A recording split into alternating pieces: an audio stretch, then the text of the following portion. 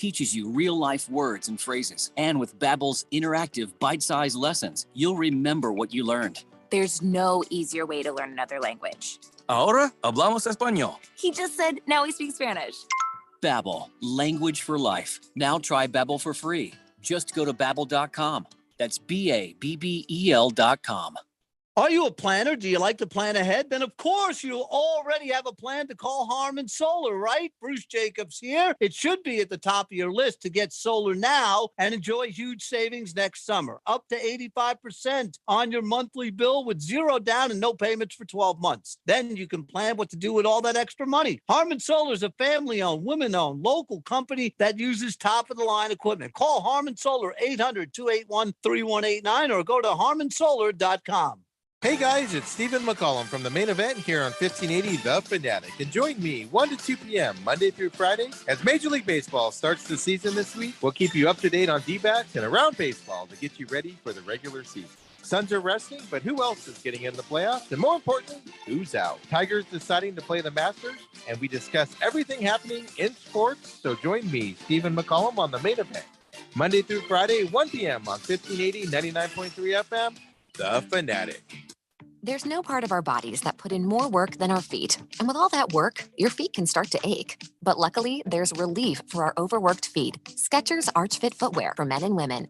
Skechers teamed up with podiatrists to design a shoe that provides total foot and arch support for all-day comfort. They used 20 years of data and over 120,000 unweighted foot scans to create a podiatrist-certified insole that distributes support across the arch no matter what foot type you have. And with all that support comes extreme comfort. Skechers are the fit and comfort specialists, and Arch Fit shoes from Skechers provide expert comfort whether walking or just standing. They're so comfortable, they're not just for people with tired, achy feet. Everybody can enjoy just how amazing they feel. Plus, many are machine washable. So even though you'll be wearing them all day, every day, you can easily keep them looking new.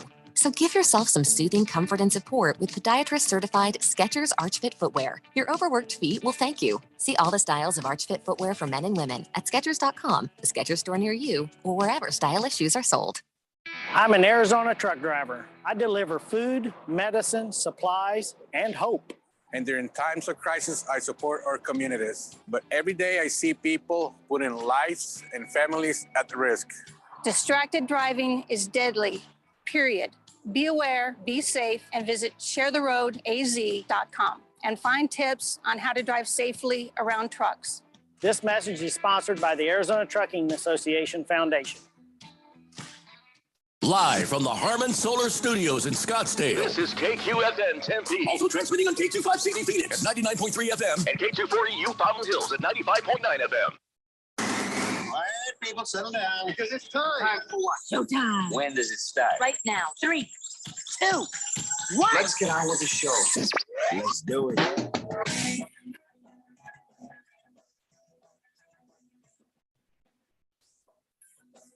All right, everybody, it's Tuesday here on the Daily Blender. I'm your good friend, your radio pal, Jeffrey O'Brien, alongside Randy White. Got Keon Rose in the control room, and you guys are on the Fanatic text line, 888-368-1580, broadcasting live in the Harman Solar Studios in Scottsdale. Thunder Snow immediately says, good afternoon, gentlemen. I know it's only Tuesday, but Randy, can I get a double Jameson, please? Oh, boy. Really tough day at work. Absolutely. There you go, my friend.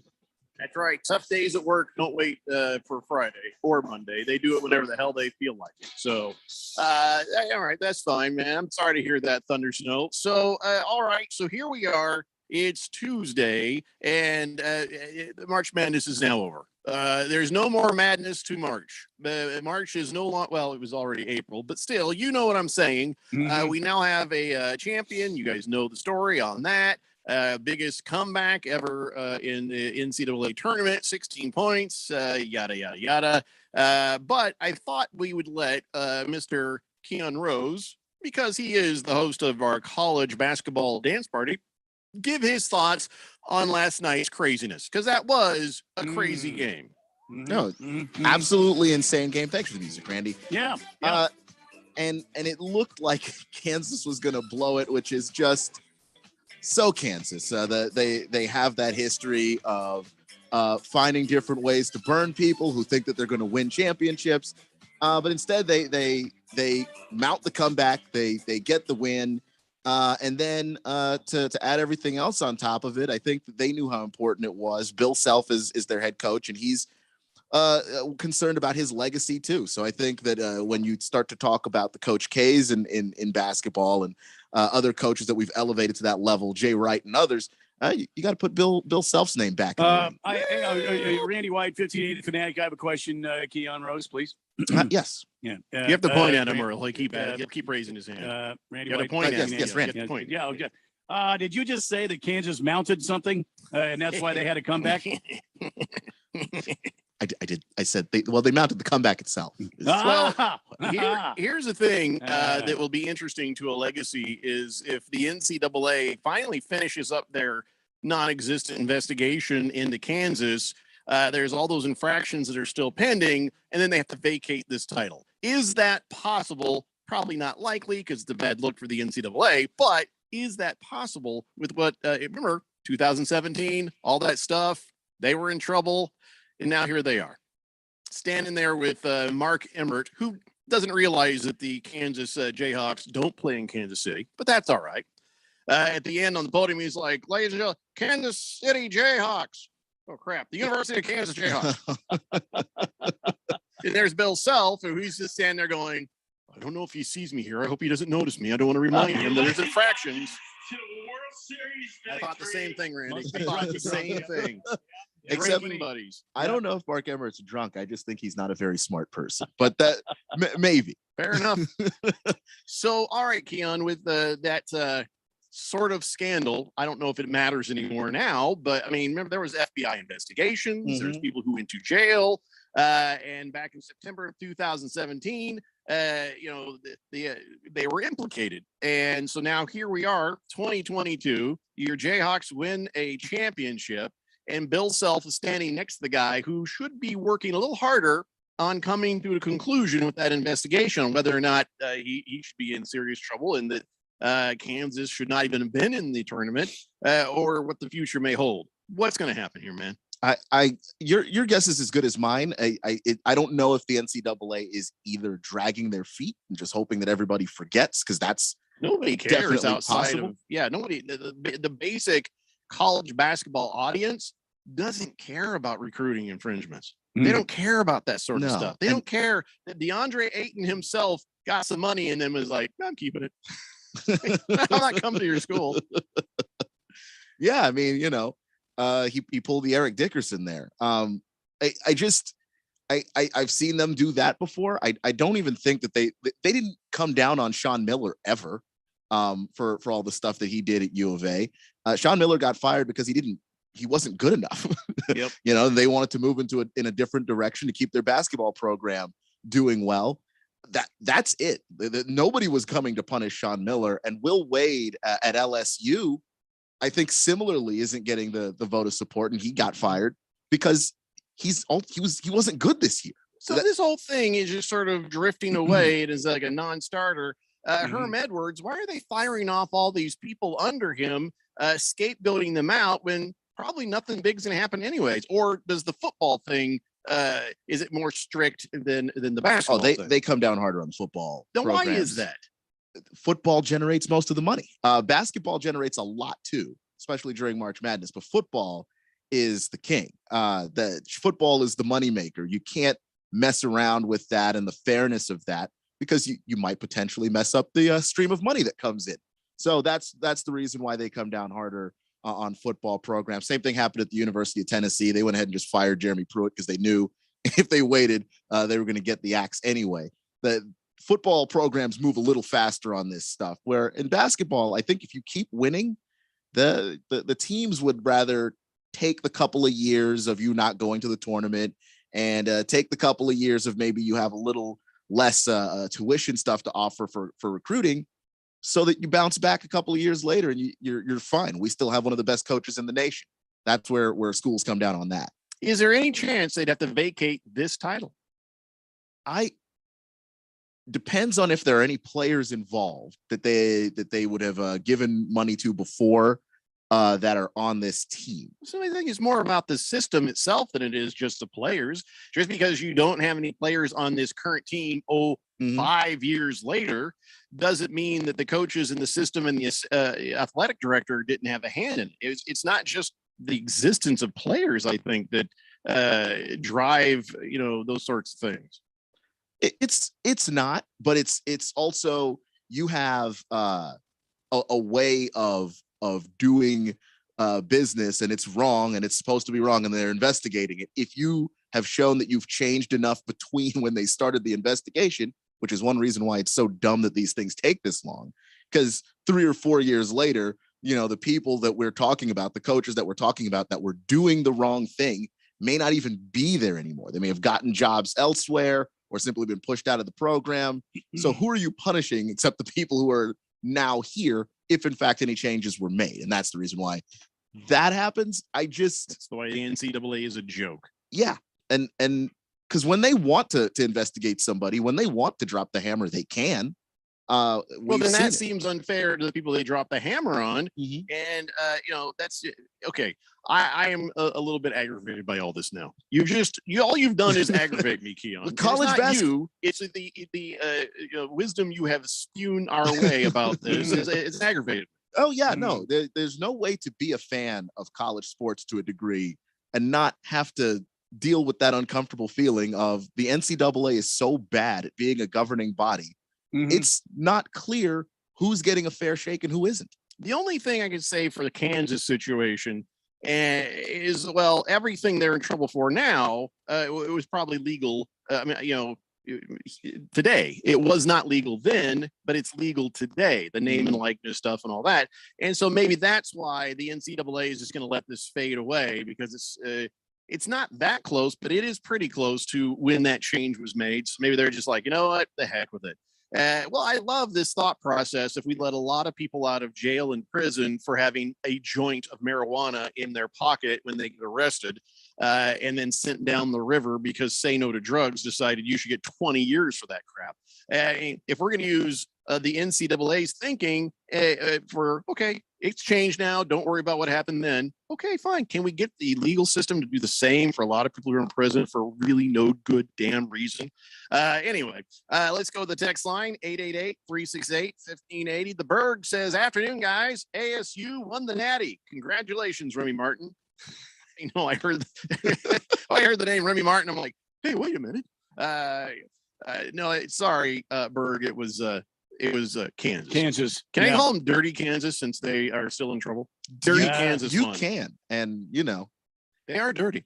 Hitting the nuts says, Jeffrey, glad you're back. Randy said you were in jail, but he wouldn't say why. No, I never said that. I said you were enjoying a nice anniversary with your lovely bride. That's all I said. I tried to. And yesterday, I've had a hell of a 3 or 4 days. You know what I'm saying?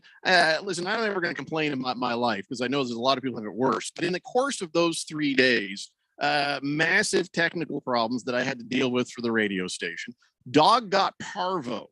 And we took him to the doggy hospital on Saturday. What is that, by the way? Parvo. It's an intestinal disease. It's very contagious and running rampant through Arizona right now. So if you have a dog, or it generally hits the puppies, the older dogs either have had it or they've had a little bit. But any dog of any age can get it. My dog had 3 vaccinations against it.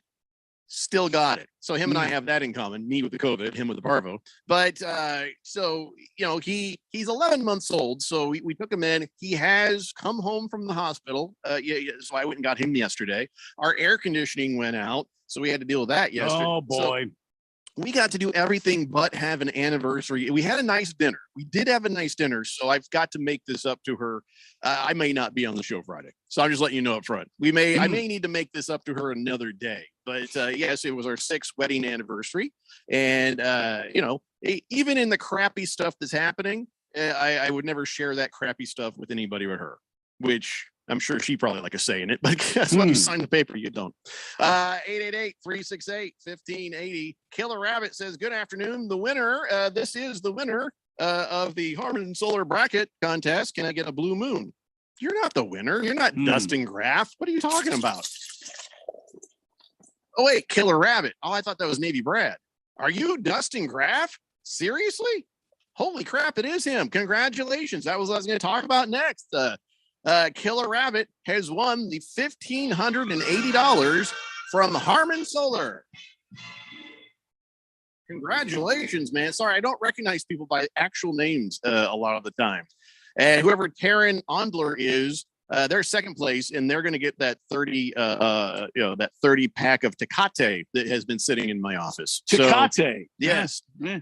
Fine beer from south of the border. And so looking at the standings from the Harmon Solar 15A The Fanatic March Madness bracket contest, let's see here. Ralph beat all of us. Now I'm talking about in the show. Ralph was in 14th place. And let's see here. I was in 18th place, just ahead of Boogie. And the Berg guy, he left one space ahead of me, so we're not tied anymore. But let's see. Then down the list, there's Keon in 28th place, and Randy is at 32nd place. What happened? How did you go from here to down there? Well, I told you, I am horrible at fantasy football. I'm horrible at the bracket challenge. It doesn't this is a surprise me. crapshoot. I just sunk like a bag of rocks. I told you it was coming. It doesn't surprise me. Right where I needed to be. I'm surprised I'm not like 128. Well, listen, you have 66 points. Keon had 69. All right. Nice. Let's see. I had 76 and Ralph had 80. So that gives you the span. We weren't that far away from each other, but when there's this many people who play in the contest, it can seem that way. But yeah, Dustin was right there, followed by Taryn Ondler, and then Terry Siverson, Surrey, Paul, Thomas, Eric. Let's see. Boy, the one I noticed the most was Mars Bar's 805. He was really killing it, and all of a sudden he just went. That's what happens, man. That's what happens. So, but anyways, congratulations to you, Killer Rabbit, and thank you everybody who participated. It was a lot of fun. But this is the most successful bull bleep bracket that I've thrown out there so far, Randy. 18th place. That is not bad. Stunning for having no idea and coming up with a theory. Congratulations, Jeffco. If it hadn't been for all of those upsets, I think my bracket might have been top 5. I'm sure a lot of people say that. Wow, upset. And I'm talking about the classic upsets that I made money on. I mean, if those had gone differently, because remember, I didn't bet my bracket. I bet just whatever the underdog was at the moment. And so a lot of those underdogs, pang, pang, pang, pang, I think that may have, of course, a lot of people could say the same thing, but still, I don't know. I'm going to use this same theory next year, guys. I think I'm going to let it ride on, school from dumbest state or school from dumbest, city wins, because that kind of kicked ass for me this time. So around. you're saying that Kansas is dumber than North Carolina. Is that what you're saying? Yes. I mean, that's not how I picked it. I'd have to go back and look, because I had Gonzaga and I believe Kansas in the final. I have to go back and look, or maybe in the final 4. But I don't have it in front of me right now. I just have the winners and stuff. So anyways, I set fire to mine yesterday. Yeah. Why would you do that? You just throw it away. Yeah. I don't know. You finished in the top third of people. That's me. Yeah. No, you did, Randy. Yeah, it's like 120 people. And so you're what is it? Where's Randy? I just I put that thing aflame. I gave it a Viking burial. All right, whatever, however you were 32. Things, you actually did pretty damn good, Randy. Of course, my neighbor kind of threw me out of his backyard. I'm not welcome there anymore. Why didn't you burn that in your own backyard? I don't have a pool, and my neighbor has a pool, and so I set it afloat on fire. Viking ritual, I thought that was a manly way for the bracket to go down. Not very neighborly for him to throw you out. Yeah, not very neighborly of me just to go over there unannounced. Yeah. Well, no, that should be fine if you're friendly. One of the things I want to know about last night is Armando. Say his name, Bacote. All right, Biscotti. I always say Bacote, but all right, Armando Bacote. He lost his ankle, and if you see the slow motion footage, the floor just kind of goes, and then everybody's like, "Well, those are supposed to do that." Not like that. I'm pretty sure not like that. And so there's a bunch of different things that happened that cost them the game. North Carolina had a bunch of misfortunes, guys throwing up, guys hurting themselves. and they were doing pretty good there at halftime. And it just seemed like everything that could go wrong for them did go wrong. And I got to say, if you go ahead and bury a 3 while you have Duke already on the ropes and you feel good about it, don't cry like a big baby when somebody does that to you and takes the game away from you. Oh, yeah. Mm-hmm. That's all I could think of with that 3 towards the end of the game. It's like, oh, karma's a biatch, isn't it? Yep. So anyways, the floor could have won the championship for Kansas, Keon. It looks like it, because his ankle was done after that, and when was they, a big part. He was arguably the most important part, especially when you got David McCormick on the other side, and once Bakat goes out, you don't have anybody to really protect the rim against a guy like McCormick, who was struggling that game and managed to pull it together after that moment. That was a huge moment. I think that you could definitely blame the floor. So, or the guy who put the floor in badly. Yeah. The poor flooring and the fact that they rolled into that game with an injury already. This makes me wish back in Southern California, we had a flooring company who was a sponsor, and this would have been a great segment. Well, to make sure your flooring's done right, go. I don't have that now. I kind of wish I had that right now. We need a flooring company. We need a flooring us. company Immediately, if not sooner. Just in case this comes up again in the next 5 years. All right, we have to take a break. When we come back, we will catch up with all your texts, and we're also going to talk about the Masters. That's right. Tiger Woods saying right now he's planning to play, and I've made some bets already. Let's talk about it when we come back. It's the Daily Blender here on 1580 The Fanatic. This is Brent Musburger's action update on 1580 and 99.3 The Fanatic. Heads up, sports bettors. Right now, you can try VSiN All Access free for 30 days with no credit card required. Visit vsin.com/free month to sign up now. The Arizona Coyotes are coming off a 5-1 loss against the St. Louis Blues on Monday night. A couple days off for the Coyotes. They are not going to play again until Thursday when they are at home against the Canucks. Overall, the Coyotes are 22-43-5. That puts them in 8th place in the Central Division. NBA basketball tonight, the Phoenix Suns are playing as they play host to the Los Angeles Lakers. Suns undefeated against the Lakers this year. And tonight they are favored by 11.5. The over-under at 232.5. For the latest odds all the time, visit vsin.com. I'm Matt Pauley on Arizona's sports betting station, 1580 The Fanatic. When you run a business, you need to be in control. And while you can't control everything that happens in the world of business, you can definitely take control of your utility expenses with the help of Harmon Solar. Give them a call and see how your company can save up to 80% on that monthly electric bill with zero down and no payments for 12 months. Harmon Solar is a local family-owned company that uses top-of-the-line equipment. Call Harmon Solar, 800-281-3189. That's 800-281-3189. Or go to harmonsolar.com. Did you know that Constructors Bonding has been Arizona's leader in surety management for over 40 years? Hi, this is Dave McKee, president of Constructors Bonding, inviting you to learn how our team can deliver better bonding than anyone, anywhere. Contractors, developers, attorneys, car dealers, and hundreds of other industries turn to Constructors Bonding for their bond solutions. Call me personally at 602-432-5929 to learn how Constructors Bonding is your solution for better bonding.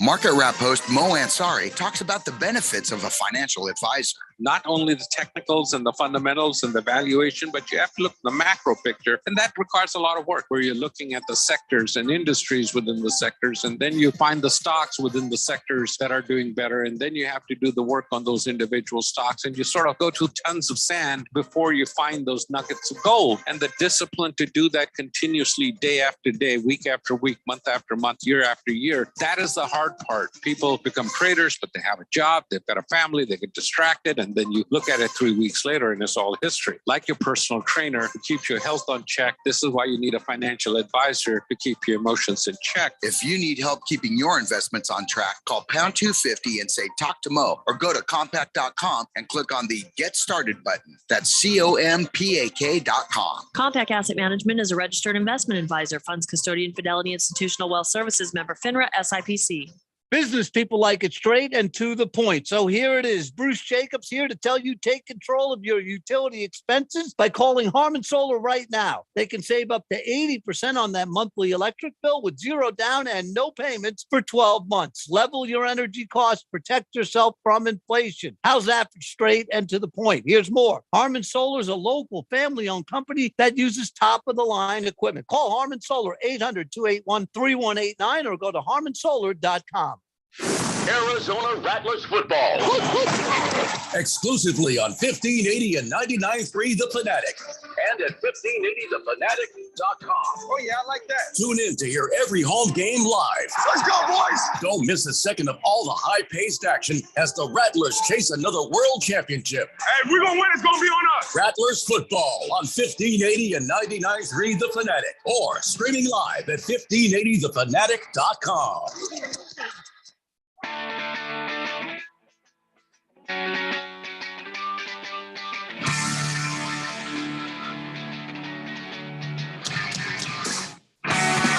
Daily Blender here on 1580 The Fanatic, and a couple days too early, guys. It's a couple of days too early because it's still preseason, right? It's not regular season until what was it? Thursday. Thursday, about baseball? Yeah, Baseball? Diamondbacks beat the Guardians 3-1 just now, but does that matter? Is that a good thing, a bad thing? Preseason. That's what I figured, but Keon was trying to push this narrative that, towards the end, they'll start putting their real guys in there. So, well, they do that. Yeah. They stretch these guys out. You'll see starting pitchers go longer in games. You'll see relief pitchers pitch a little longer. You'll see the starting lineups. They'll be in the game quite a bit longer. They'll be playing in the field. And so you'll see these guys kind of get stretched out and get ready for opening day. So I would say that probably the Diamondback starters and the Guardian starters were in the game a substantial amount of time today. Yeah, sure.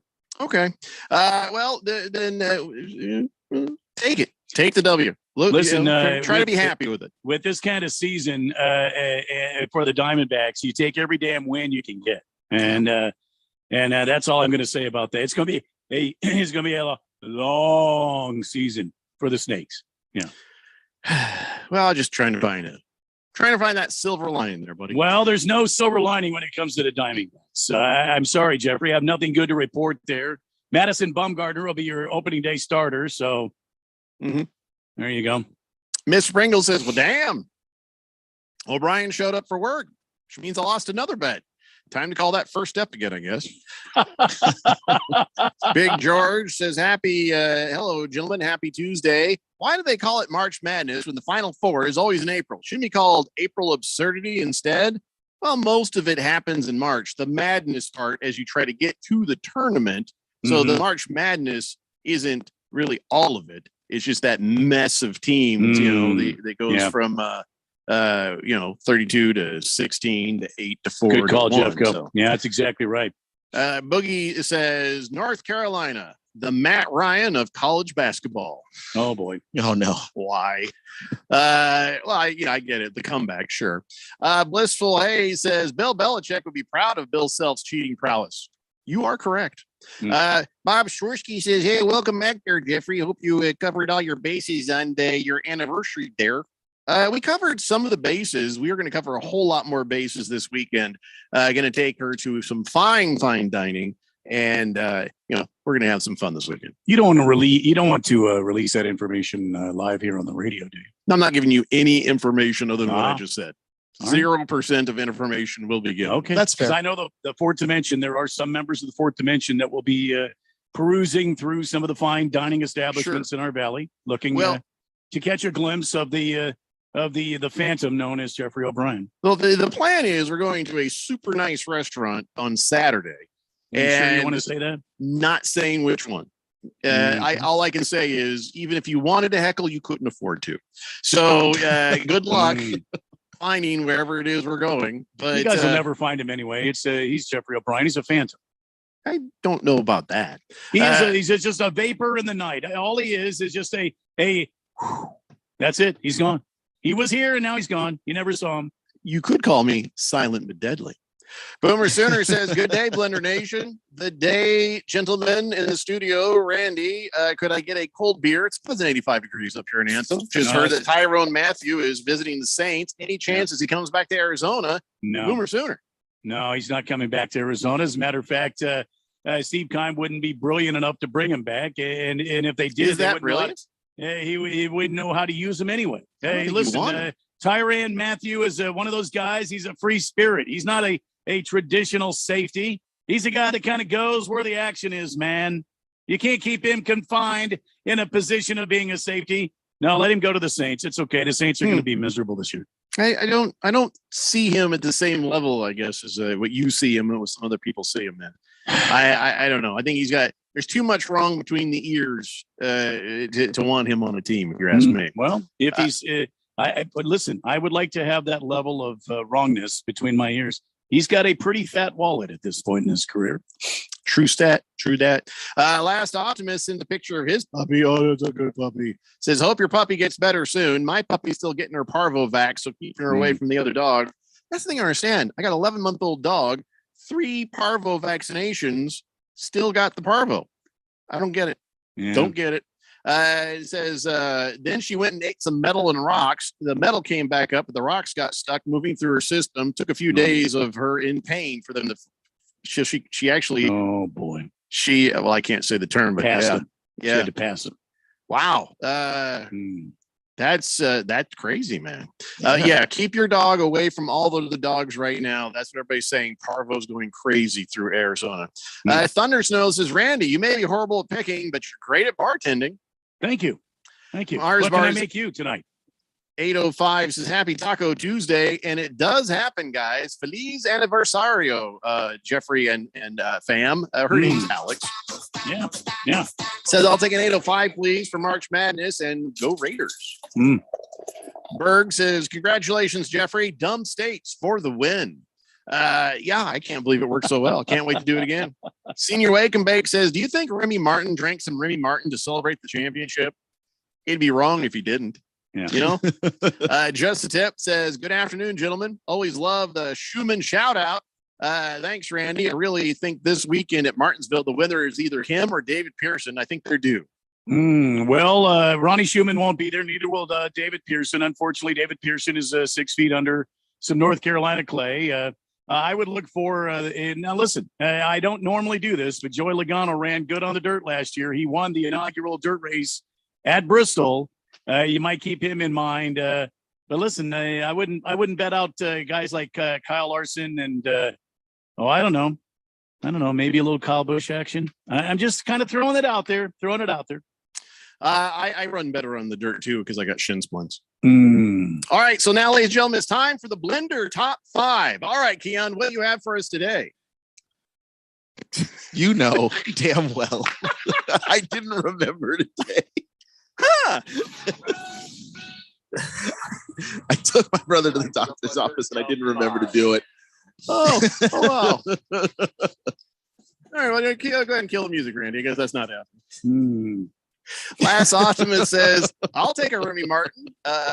FSOP, please, Randy. What does FSOP stand for? Anybody know what FSOP stands for? I don't know. It must be the new acronym they have for the MVP of the game. They can't call him the MVP anymore. It's got to be something like, I don't know, the coolest player, best talented, whatever they are, the BLT, the best talented player in the I don't know what the hell.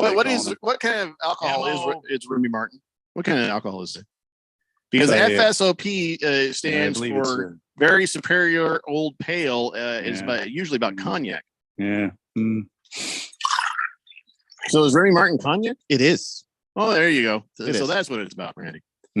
I thought it had something to do with the college basketball tournament. The FSOP. So if you can't get into the NCAA and you're not good enough for the NIT, you can definitely get into the FSOP. Oh, I do that on a regular basis. Yeah, me both, brother. All right. So tonight the Phoenix Suns are playing the Lakers, and wow, I guess LeBron James is going to miss another game. His ankle injury, but Big Mouth Anthony Davis is ready to play. You know, the guy who says that Phoenix got away with one in the first round last season by beating them to advance. Well, he's going to have another excuse because you're like, well, because LeBron's not here, you're getting away with another one. Yeah. But if only we would have all played together at the same time. Not so many injuries. Oh, woe is us. Oh, we're the poor Lakers. It's okay. Everybody hates us anyway. I just think it is poetic justice that this game could completely, absolutely cement the Lakers not even getting into the play-in game.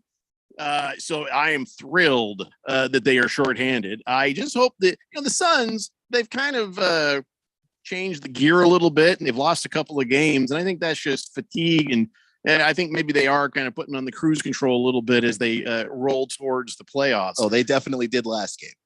But this one, watch the Suns step up for this one, guys. So you think that CP3 and Booker and DeAndre and everyone is going to be out in force to put the Lakers 6 feet under? I sure hope so. The Lakers did it to themselves. They lost 6 games in a row, and they're 2 behind San Antonio. So, yeah, they did it to themselves. But I want the Suns to jump up and act like this is absolutely a playoff game. Mm-hmm. Mm-hmm. Burn in hell, Lakers. Oh, burn in hell, Lakers. Burn in hell, Lakers. Burn in hell, Lakers. Beautiful. Yes. Beautiful. Feels so good. Lakers suck, Pringle. You are correct. Boogie says, yes, VSOP stands for Very Superior Old Pale. Most cognacs have a VSOP version of their original. Cognac seems like it might be a frou-frou drink. You know what I mean? No. I've had some wonderful times with a big sniffer full of cognac and a nice cigar. One of those cigar jobs that comes in the glass tube, and you break it open. It's age 12 years in some old backwoods, a place over in Cuba. And Juan had to come in out of the fields there, and he had to take it down and make sure that it was handled perfectly. White gloves. He placed it in the glass tube. Oh my God! Juan, the tobacco field guy's got a really nice cigar always going on it, and he comes in from the fields there, and oh my God, and a glass of cognac and a nice. Oh, I think I peed just a little. Is it like whiskey? Smoother. Okay. Big George says, wow, Jeffrey's going to a nice dinner Saturday for his anniversary. My money's on steak 48. No, I'm not going to say yeses or nos to it, but if they're ridiculous, I'm saying. Thunder Snow says, when you have a team down, you have to keep them down. Can I get a burn in hell, Lakers, Randy? Oh, absolutely. Burn in hell, Lakers. Got it right here. Burn in hell, Lakers. This feels so good. Gives me tingles. It feels so good. Just want to point out that the Lakers would not make the playoffs in the Eastern Conference either. It's just fantastic. It's just nice. That is worse. They wouldn't make the 10th spot in the East. Oh, that's beautiful. That feels so good. Yeah. The Jet says, hey, Randy, that wasn't pee. What? What is he talking about? I was talking about the nice cigar, out of the glass tube. Yeah. One of those really nice ones, Jeffco. It's got the wax seal on. Oh my God. And then you get a nice sniffer full of cognac. Kind of weird R. Kelly stuff are you talking about, Jet? It wasn't the pee. What are you talking about? I said I may have peed a little just thinking about that. Oh, he says, oh, I get it. That wasn't pee. Yeah. Kiss the Cook says, gack, Randy, Pia is smoother than whiskey. What? Justin Tip says, for all the history between the Suns and that team from LA, I hope Ayton goes 18 rebounds, 12 points. Booker gets 45. CP3 gets a triple-double. So you're going to the Capitol Grill? No. Although I've been there, it's not bad. So, no, this is not what I want. I don't want Ayton to have a big game. I don't want Booker to have a good game. I don't even care about CP3. I want the bench to beat the hell out of these jokers. I want to embarrass them back to the Stone Age. I want Jeannie Buss to say, all right, fine, I'm out. I'm selling this. I'm done. I want Phil Jackson to dump her. It's so bad. That's what I want to see happen here. I want this just to be scorched earth embarrassment for the Lakers. Are they still a thing? Who? Yeah, Phil and he's Jeannie? been They're still- he's been seen hanging around again. What? Yeah. They've been sitting there at games and stuff together. So people are speculating what that might mean. King Kitten says, "Shut the hell up, Keon. Lakers forever." Why are you taking it out on him? The Lakers couldn't even beat the Wizards the last time they played. Stop. Please stop. I don't want to make it any worse, but come on. They're bad. They're bad this year. Damn. Big George says, "Wow, Jeffrey just wiped the floor with Keon and Randy on today's edition of Daily Blender Top 5 at 5-ish. Not even close." Big George, were you even listening? We didn't do one. He's not wrong. He's not wrong. You can take your lips off his ass now. Blissful Hayes says, "That beautiful Burn in Hell clip should be played at America West Arena before the tip-off tonight. If only we knew a guy that could. And even then, they would not. Are they coming to Phoenix too? That'd be seen as unsportsmanlike. It's a home game for the Suns. That's like the time that the Diamondbacks played New York after they kicked the Yankees' ass. And by the way, the other team that plays in the same place as the Lakers, they'll be lucky to get into a play-in game. So LA ain't doing so great anymore. So all this LA love. Blissful Hayes also says the Lakers need to fire their general manager, LeBron James. True statement. But don't give them any ideas. I like it when they suck. Boogie says, Shake Shack. You're going to Shake Shack for your anniversary? No. Although tempted. And he says also go to hell Lakers. There you go. I think it's a unanimous consensus except for the Laker fans. Outside of just those Laker fans, shut the hell up Lakers is that's pretty much the theme for today. All right, we have to take a break. When we come back, we forgot to talk about Tiger Woods. Let's talk about that when we come back. It's the Daily Blender here on 1580 The Fanatic. Medical data brought to you from Summit Male Medical Center. Over half of the guys over the age of 45 have some type of erectile dysfunction. If you fall into this category, you are obviously not alone. Don't worry about it. Do something about it.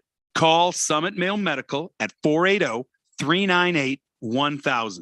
Let our Arizona licensed doctors and all male medical staff using FDA-approved medication help you enjoy your life again. We guarantee it. Low testosterone? Common signs are muscle loss, irritability, weight gain, decreased libido. Our testosterone therapy will turn you around.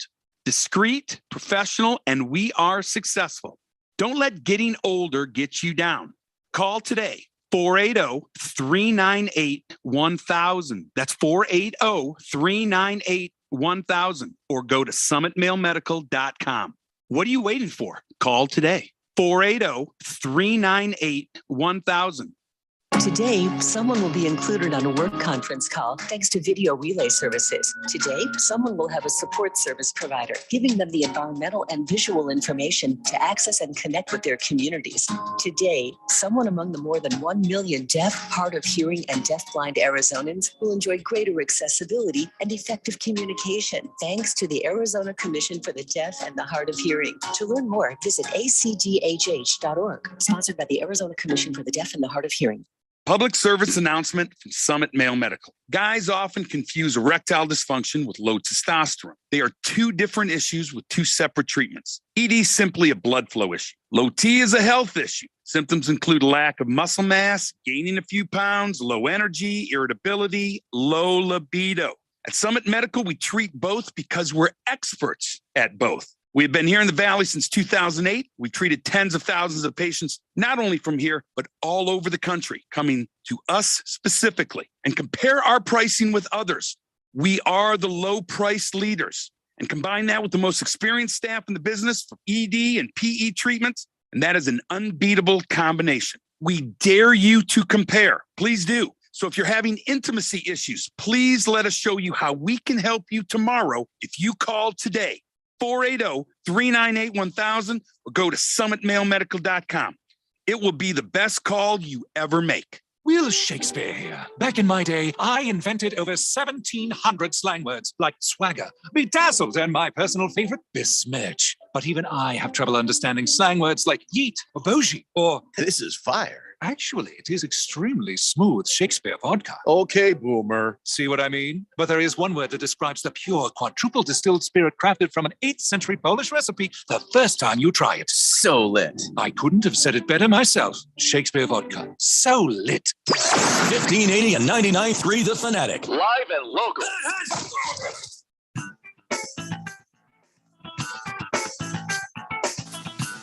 Lots going on this weekend. As a matter of fact, on Wednesday, that's tomorrow, the season's first major kicks off for the PGA. A tradition like any other. Now you can bet on who you think will go home with the green jacket on FanDuel Sportsbook right now. New customers get 30-1 odds on either Jordan Spieth, Rory McIlroy, or Dustin Johnson. Now listen, just to make the cut at Augusta.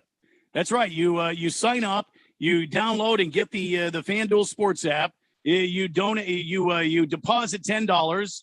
You put a $5 spot down. You get 30-1 odds on either Jordan Spieth, Rory McIlroy, or Dustin Johnson, just to make the cut at Augusta. I really like Rory McIlroy. I really like Brooks Koepka. You heard me talking about that earlier. I like Dustin Johnson. I think he's got something to say. Remember a few years ago, hurt himself at the house he rented there in Augusta, Georgia, and he was favored to win. I think this is the time he could come out and he could dominate at Augusta. Just download the FanDuel Sportsbook app using promo code Randy1580. Get 30-1 odds on Jordan Spieth, Rory McIlroy, or Dustin Johnson to make the cut. That's it. Not win the tournament, just make the cut. That means whatever happens on Thursday and Friday, if they're playing on Saturday and you put some money down on them, bammo, you win. That's promo code Randy1580. Go ahead and download it now. FanDuel Sportsbook, the official betting operator of the PGA Tour. Remember, you've got to be older than 21, and you have to live here in the state of Arizona, be present in Arizona. New users only, must wager in designated offer market, max bet $5. Restrictions apply. See full terms at sportsbook.fanduel.com. Gambling problem, 1-800-NEXT-STEP, or text next step to 53342. I mean, Jeffco, you would jump in on this, right? If you were a new user of FanDuel, you got the Dustin Johnson, you got Jordan Spieth, you got Rory McIlroy just to make the cut. Listen, one of those three guys at least are going to make the cut. Of course, I already have the FanDuel, so this doesn't apply to me, but I immediately ran out and took advantage of some deals that I could. And as soon as I saw that Tiger Woods was going to play, I made some bets. You want to hear my bets? Well, sure. Why not? All right. So when I heard Tiger was going to play, do I really think he's going to win?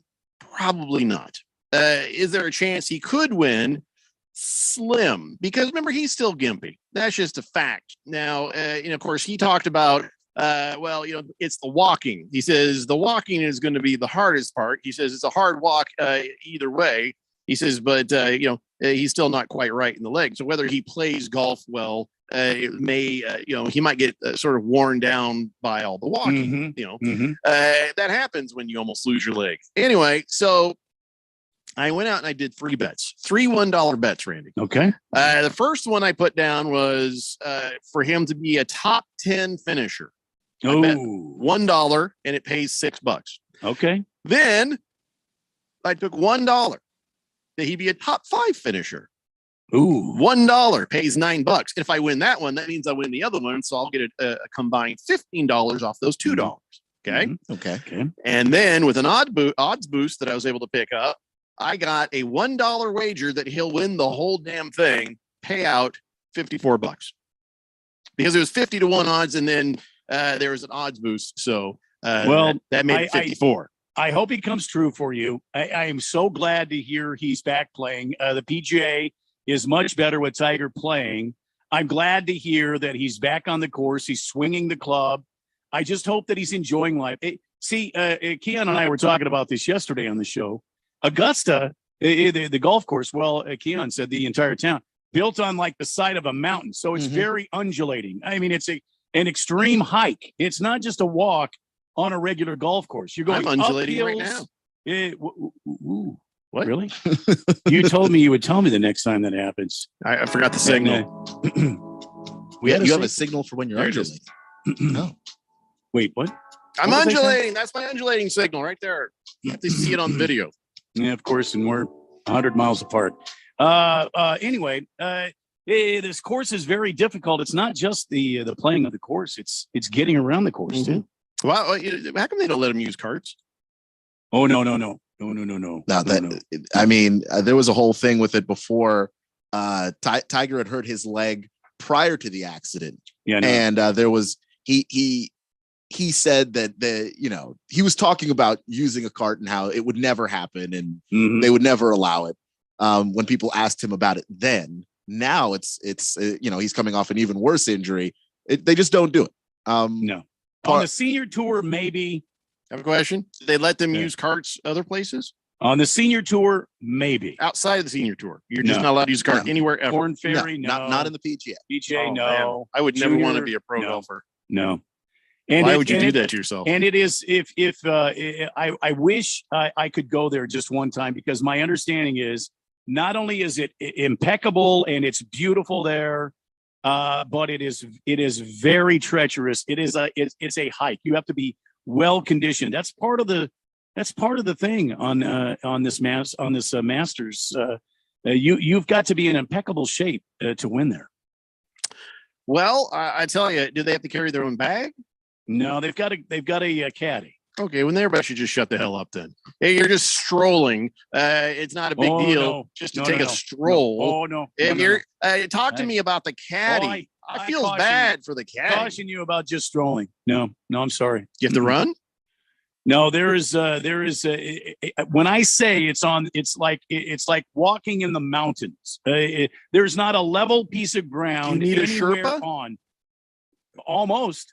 Come on. I mean, there are 45-degree angles. You're hitting the ball from down here up to there. That's why it's so difficult. And then you're going downhill, and then you're walking on the side. It's a very, very difficult course. Okay. Bruno Baller says, so Jeffrey, even if Tiger finishes in top 10, you come out ahead with your $3 bet, right? Yes, I do. And in fact, by the way, my betting the underdogs fell apart at the end. I broke even on Saturday, and of course I lost last night. But guess what? I'm still exactly where I was before the bets. I mean, I have still doubled my money in betting, and I'm just sitting there. I'm not going up, but I'm not going down, so I feel pretty good about that. But anyways, yes, Bruno Baller, you are correct. Blissful Hayes says, I'm glad to hear Tiger found his leg after he almost lost it. Senior Wake and Bake says, Tiger Woods. Alex Smith called and said, suck it up, man. Wow.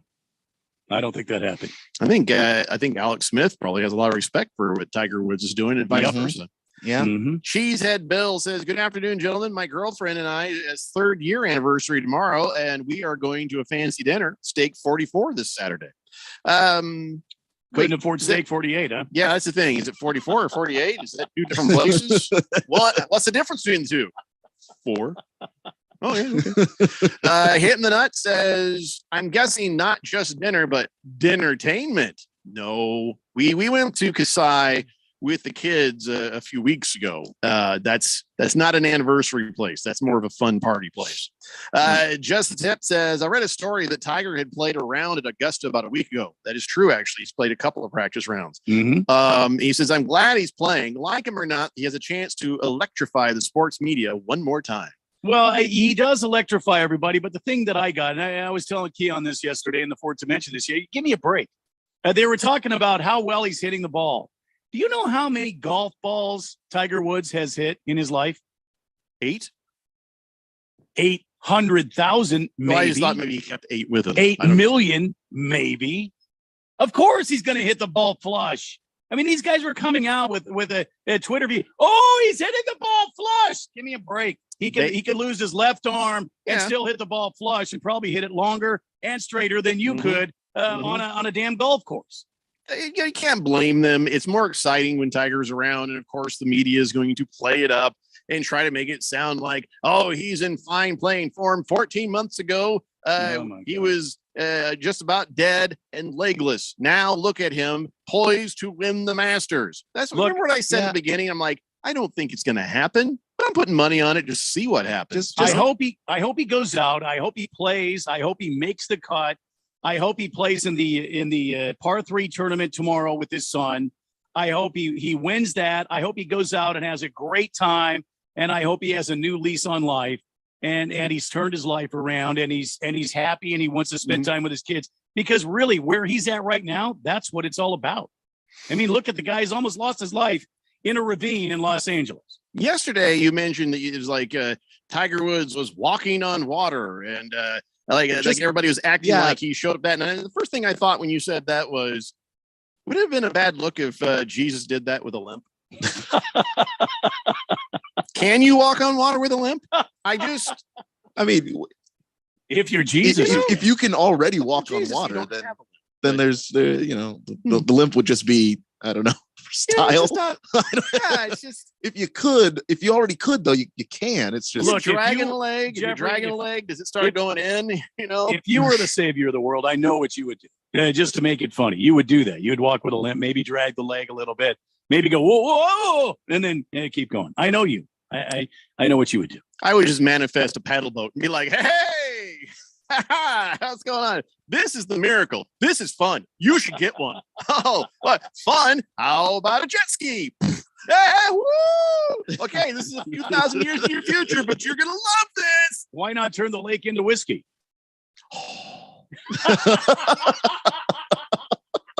Mind blown. Randy was like, he's not even thinking big enough. Well, you got to be careful though, because you know how most fishermen are alcoholics. Yeah. Probably don't want to contribute to that. Then you got a bunch of drunk fish, and it's drunk fish and drunk fishermen. Suddenly on small boats all over the lake, the guys are jumping. Yeah, jumping in. You got somebody trying to fry up a fish on the bank, and it's huge fire. I forgot, it's flammable. Yeah. Probably.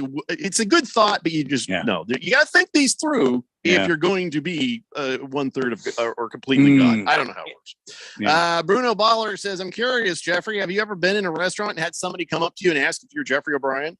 Actually, yeah, I have, and it's I don't walk around life thinking I'm anybody, and when it happens, it's a little frightening and kind of unsettling. Where you're like, you Jeffrey O'Brien? My answer is usually, and Randy's been with me, no. Who wants to know? That's usually what it is. Who needs to know? You're wearing a Fanatic hat. Am I? Maybe you are. I try to confuse them long enough to size up if I can get through them to the door. So, it's happened. It happened in the grocery stores. It's happened in restaurants where they hear me talking to somebody. I'm not like being loud or obnoxious or anything, but yeah, it has happened. And like I said, we're just, I don't know. Don't think about it that way. Cheesehead Bill says the difference between Steak 48 and Steak 44 is about $400 in your bill. Mm. So is there actually a Steak 44 and a Steak 48? I mean, one's Steak 48, the other one's Steak 44. Oh, there's where the confusion that makes is. sense. Makes sense. Where is this Steak 44 you speak of? I am intrigued. Although we have come to the conclusion nobody makes better steak than me. You know what I'm saying? Yeah. I have a simple grill, and yet I do better steaks than the restaurants. I believe you. That's what we had for dinner last night, and I'm willing to try. Firebird Steakhouse. That's not bad. That's pretty good. But sometimes I'm like, okay, please. I never have to want to send back food because you know how it comes back is on. Yeah. And so I always be like, understand when I say rare, I mean rare. I don't mean medium rare, and I don't want them to think I mean medium rare when I actually mean bloody rare. The fact I have to have that conversation bothers me. But outside of that, the Firebird Steakhouse, really good stuff. So Steak 44, Jeffrey, is I'll try it. It's at Camelback Village Center. Mm-hmm. You have to get directions. It opens at 4:00. Looking at their menu, it looks like a great menu. I may have to take Miss Jim here. You got a wine list, let me you got know. a dinner menu. Oh yeah, because we have reservations somewhere else. Oh yeah. Thunder Snow says if Kian hadn't forgot about the top 5, Jeffrey would have won. It's true. Mm-hmm. It's absolutely true. How can you know that? Of course he would have. Yeah. I guess we'll never know, will we? Last Optimist says, I'm tempted to open up one of those betting apps you guys are advertising and put $1 down on Tiger missing the cuts. That's not a bad bet either. Who knows what's going to really happen, guys? You can always go to DraftKings and use promo code BET1580 if you want. Or Randy is trying desperately to remember his promo code. FanDuel, Randy 1580 is mine, which is active. I don't know if DraftKings. He says half an hour later and the Lakers still suck. You are correct, Pringle. Mm-hmm. All right, guys, 1 hour down and 2 to go. Come on back. It's the Daily Blender here on 1580, The Fanatic. There's no part of our bodies that put in more work than our feet. And with all that work, your feet can start to ache. But luckily, there's relief for our overworked feet. Skechers Arch Fit Footwear for men and women. Skechers teamed up with podiatrists to design a shoe that provides total foot and arch support for all-day comfort. They used 20 years of data and over 120,000 unweighted foot scans to create a podiatrist-certified insole that distributes support across the arch no matter what foot type you have. And with all that support comes extreme comfort. Skechers are the fit and comfort specialists, and Arch Fit shoes from Skechers provide expert comfort whether walking or just standing. They're so comfortable, they're not just for people with tired, achy feet. Everybody can enjoy just how amazing they feel. Plus, many are machine washable. So even though you'll be wearing them all day, every day, you can easily keep them looking new. So give yourself some soothing comfort and support with podiatrist-certified Skechers Arch Fit Footwear. Your overworked feet will thank you. See all the styles of Arch Fit Footwear for men and women at Skechers.com, the Skechers store near you, or wherever stylish shoes are sold. Market Wrap host Mo Ansari on creating a well-balanced portfolio. Are you just chasing this hot stock and that hot stock? Or do you have a plan? Do you have a balanced portfolio where you have a little bit in healthcare, a little bit in technology, a little bit maybe in energy even? How much do you have in the subsectors like communication services and technology? And then you look at all the stocks within those areas and say, okay, this is the one I like and this is the one that I don't like. But you have to have that balance. And then finding the right balance depending on what you're trying to accomplish. If you're looking for income in your portfolio, maybe you want more dividend paying stocks, or I've got 20 years, I want growth. If you need help creating a well-balanced portfolio, call pound 250 and say, talk to Mo, or go to compact.com and click on the Get Started button. Again, from your cell phone, call pound 250 and say, talk to Mo, or visit compact.com and click on the Get Started button. Compact Asset Management is a registered investment advisor, funds custodian, Fidelity Institutional Wealth Services, member FINRA, SIPC. Hey everybody, Mark Asher back to tell you about my great friends over at the Lund Mortgage Team. Now, we've seen interest rates go as low as we've seen them in years recently. We've also seen them bouncing around. A lot of uncertainty of what is going on in the loan game as far as mortgages are concerned.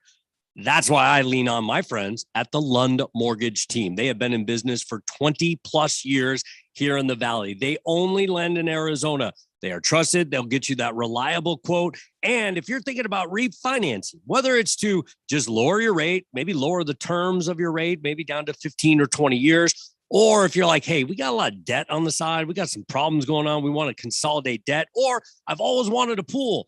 Now's the time to do it. Take some of that equity out, refinance, and get things done around your house that you want. But you got to use the best in the business. That's the Lund Mortgage Team. 623-875-9940, 623-875-9940, or check them out online, lundmortgage.com. KQFN Tempe, also transmitting on K25CD Phoenix at 99.3 FM and K2.2 Rolling Hills at 95.9 FM. All right, people, settle down because it's Time for Showtime. When does it start? Right now. 3, 2, 1. Let's get on with the show. Let's do it.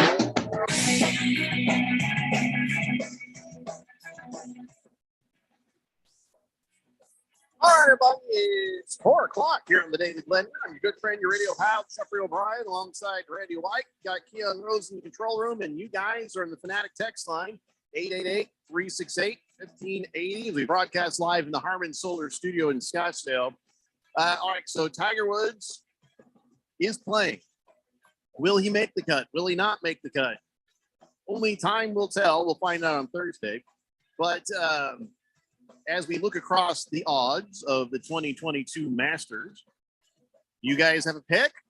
If you had one pick, who's your guy? Who is your guy, Keon, to win the Masters? Is it Sandy Lyle?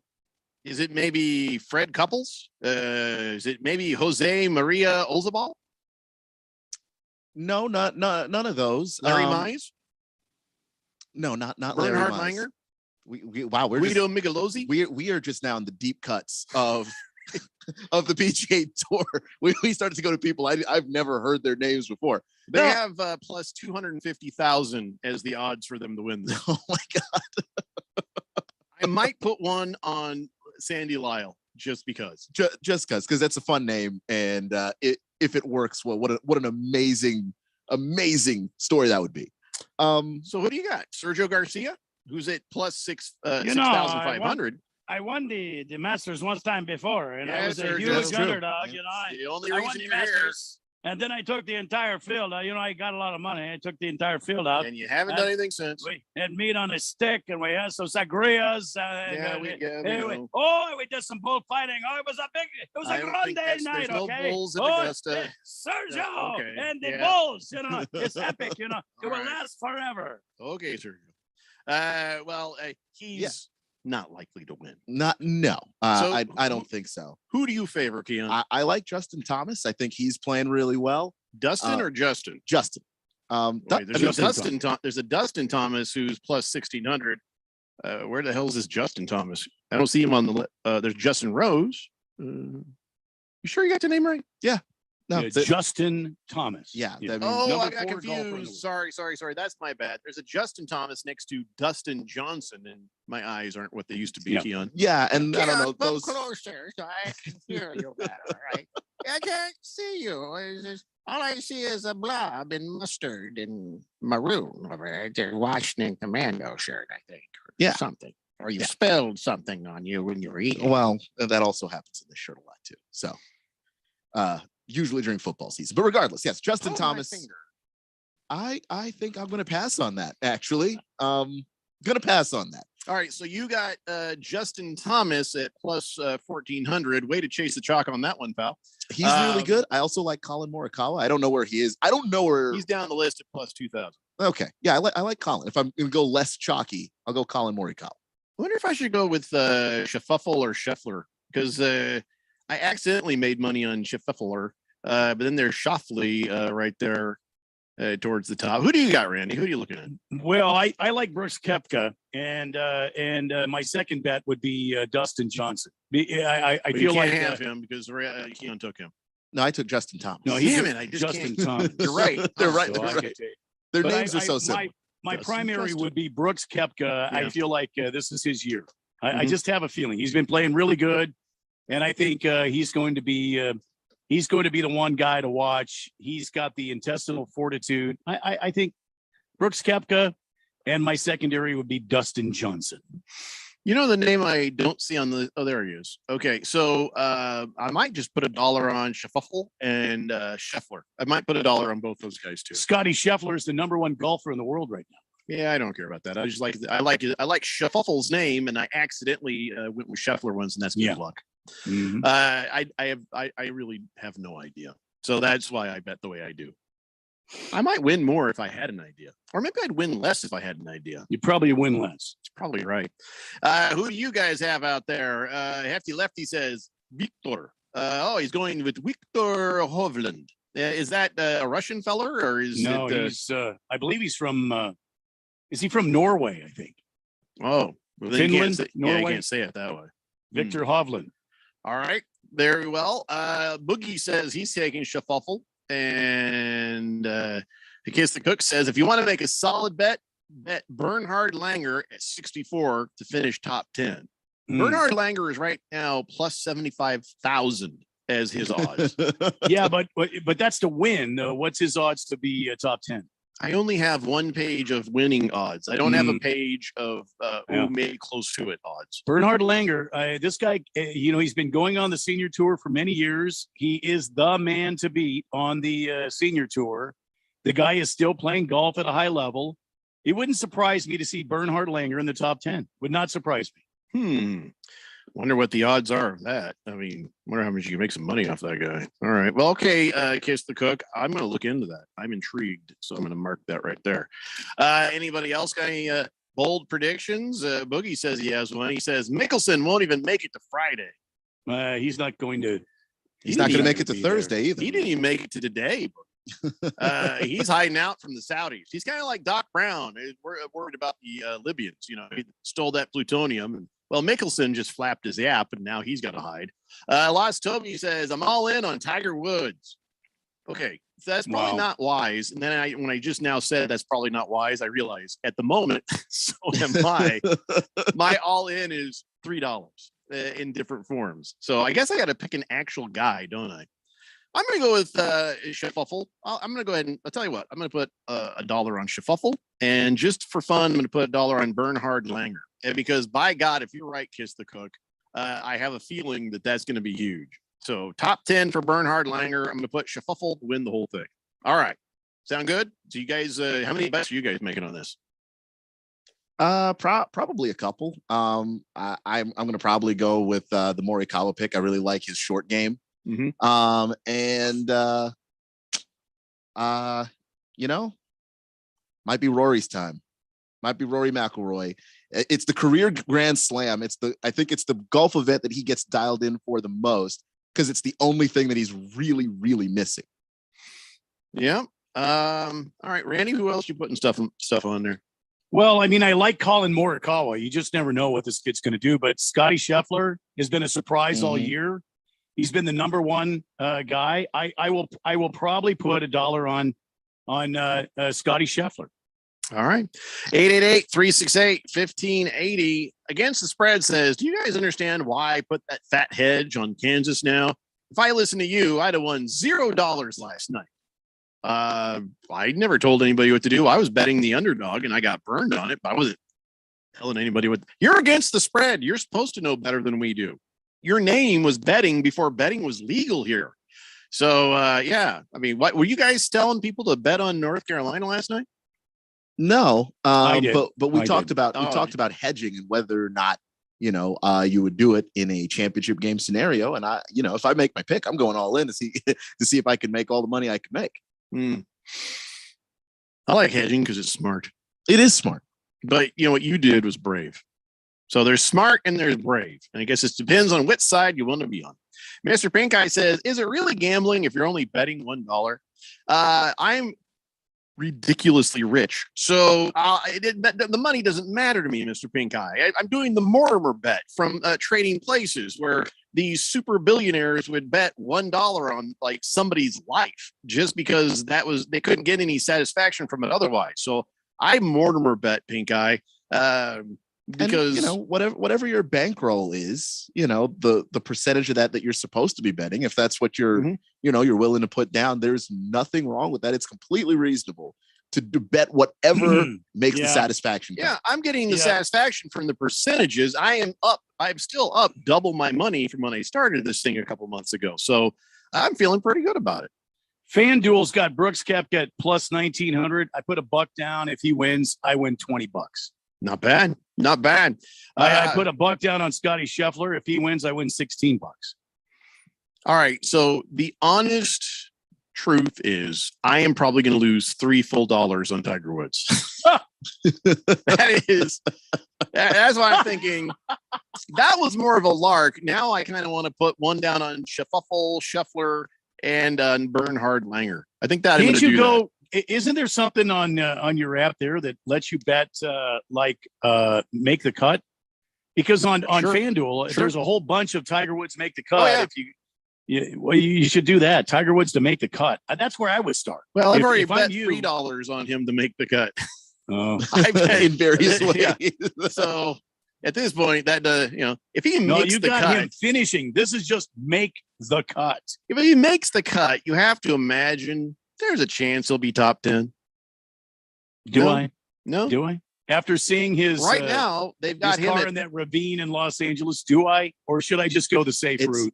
They got him plus 5,000 right now, so he's not out of the idea of it. If you yeah. got Bernhard Langer at 64 years old, who's at plus 75,000 with a chance to make the Bernhard top Langer 10? has full use of all 4 of his appendages. Tiger Woods does Yeah. not, and he's got a bad back. Well, ask some Denny waitresses. He had full use of all 5 of his. Top that, Langer. That was pre-accident Tiger, though. Because the thing with Tiger, I don't know if he's getting the bump because he's Tiger and it's Yeah. the Masters, and Yeah. he basically lives on this golf course. He plays here so True. often. True. He's won a crap ton of Yeah, he's won a bunch. 5 here. green jackets. He also practices there all the time. It's the golf course that he's the most familiar with. So Tiger Woods could do Augusta in his sleep. The question is he fit enough to do it with all the walking? And you still got screws and rods in your leg, and it's been 500 days since the accident. So or since he last played golf. 14 months, man. 14 months. I want to walk up to Tiger Woods with a refrigerator magnet and see if it sticks to his leg. It probably would. There's just metal in there. How could you not want to see if that works? I mean, if I'm Tiger, I'm playing. Oh my God, it did. 888-368-1580. Oh, I just found another guy I kind of want to make a bet on. Austin Greaser. Just because of the name. That's true. Wow. Greaser at plus What, he's like an 100,000. Is he an amateur? What is he? Close to it if he's at plus 100,000. Wow. Yeah, I probably won't do that. Oh, here's another name I love. Min Woo Lee. Min Woo Lee at plus 25,000. He's down the list pretty good too. Min Woo Lee. That sounds fun. I don't know. I don't see any others that I like. Cameron Champ. If you name Champ, you should be winning crap, right? You would think. You would think so, but I'm looking over the names. Yeah, that's about it. That's about it for the really fun ones, unless I've missed one. You guys will tell me if I did. 888-368-1580. Boogie says, I took Kansas last night when they were down 14 points. I knew they were coming back after the half. It happened much quicker than I thought, though, but I knew they were coming back. Yeah, that was wacky. That was some wacky stuff right there. Hefty Lefty says, anyone betting Tiger to win parlay with Bucks winning Super Bowl? That's plus 50,000. Yeah. I would love to put $1 on that, except for I know I would never get it back because I don't think the Bucks are going to win the Super Bowl anymore, and I really think that Tiger's going to win the Masters. That the shaky 2 legs for a parlay there. I believed in Tiger Woods, and I was talking about that he would come back and win a major years before anybody else was on that. I was like, nope, you watch this guy. And sure enough, he didn't just come back and win majors, he won the Masters. So yeah, I can't do that this time. I can't speak with that much confidence. But I'll tell you what, in the mental department, if there's anybody who can do it, it'd be that guy. Nobody thought he could come back and get the Masters the first time around with his back and all his issues. So not likely, but possible. Just the Tip says, I'm going to put my 3% on Victor Hovland. He's new to Augusta, but I think his game fits the course. Just in case, though, I'm getting another 3% on Tiger, both to win. He's going all in. He's pushing those chips right across the table, not doing that top 10, top 5 stuff. So respect, Just the Tip. Lost Toby says, I had North Carolina plus 4.5, then doubled down 5 minutes in at North Carolina 7.5, then took Kansas 7.5 at the half. Went well for me. Also, Tiger top 10 plus 450 right now.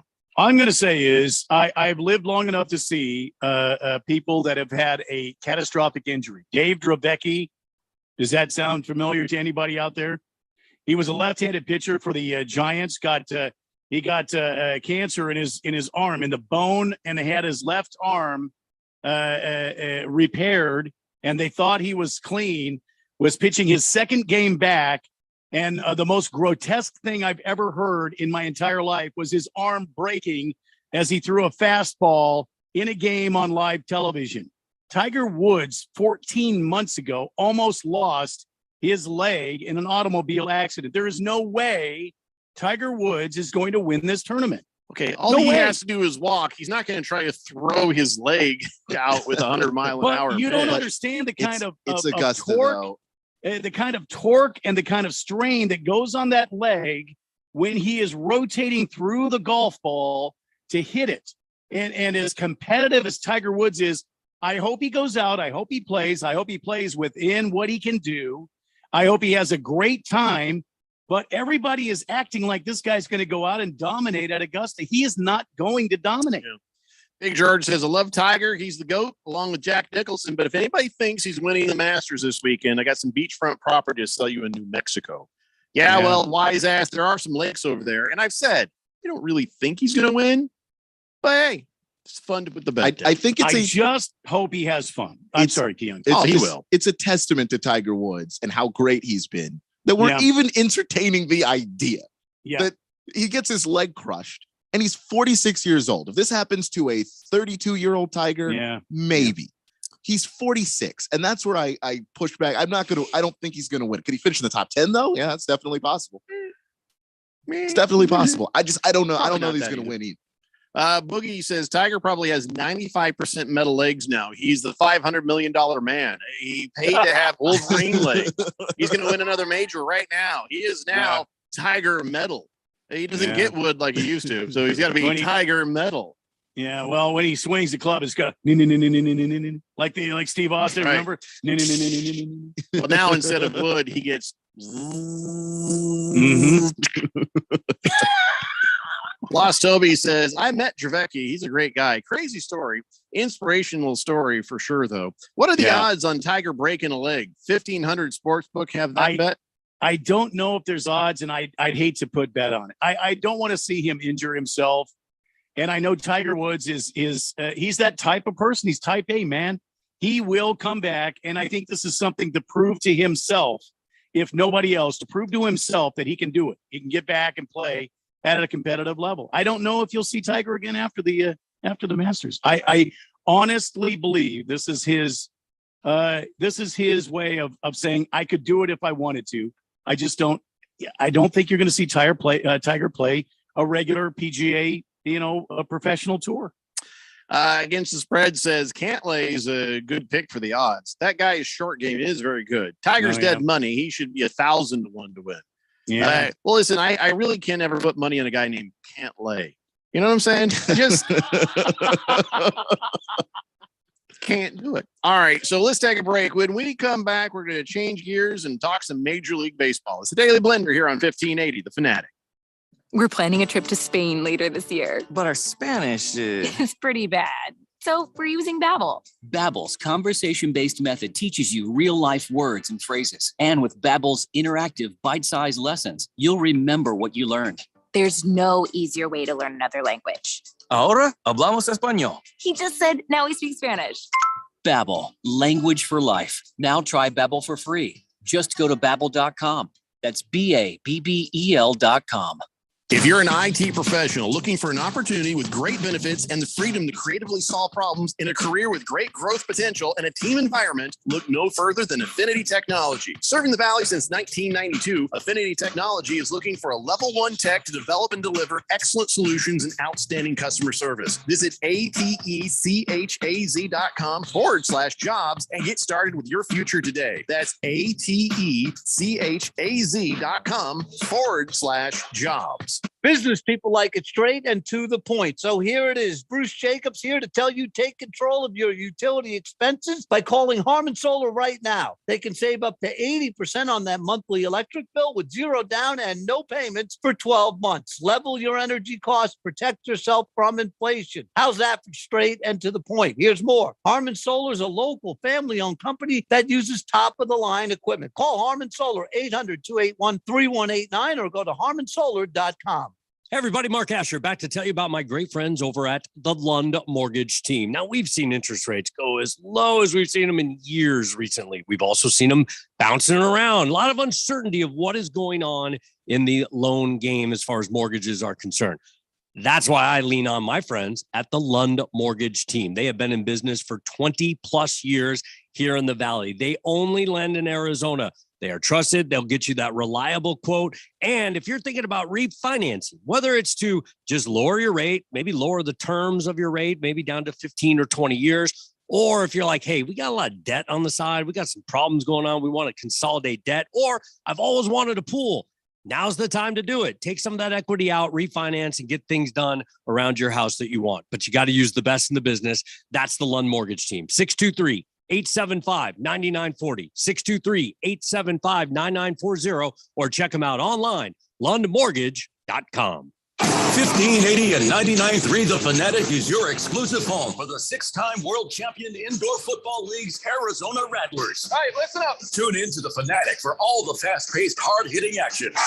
Listen as the Rattlers work toward the playoffs and their 7th world championship in team history. Let's keep it going. Arizona Rattlers football, exclusively on 1580 and 99.3 The Fanatic and at 1580thefanatic.com.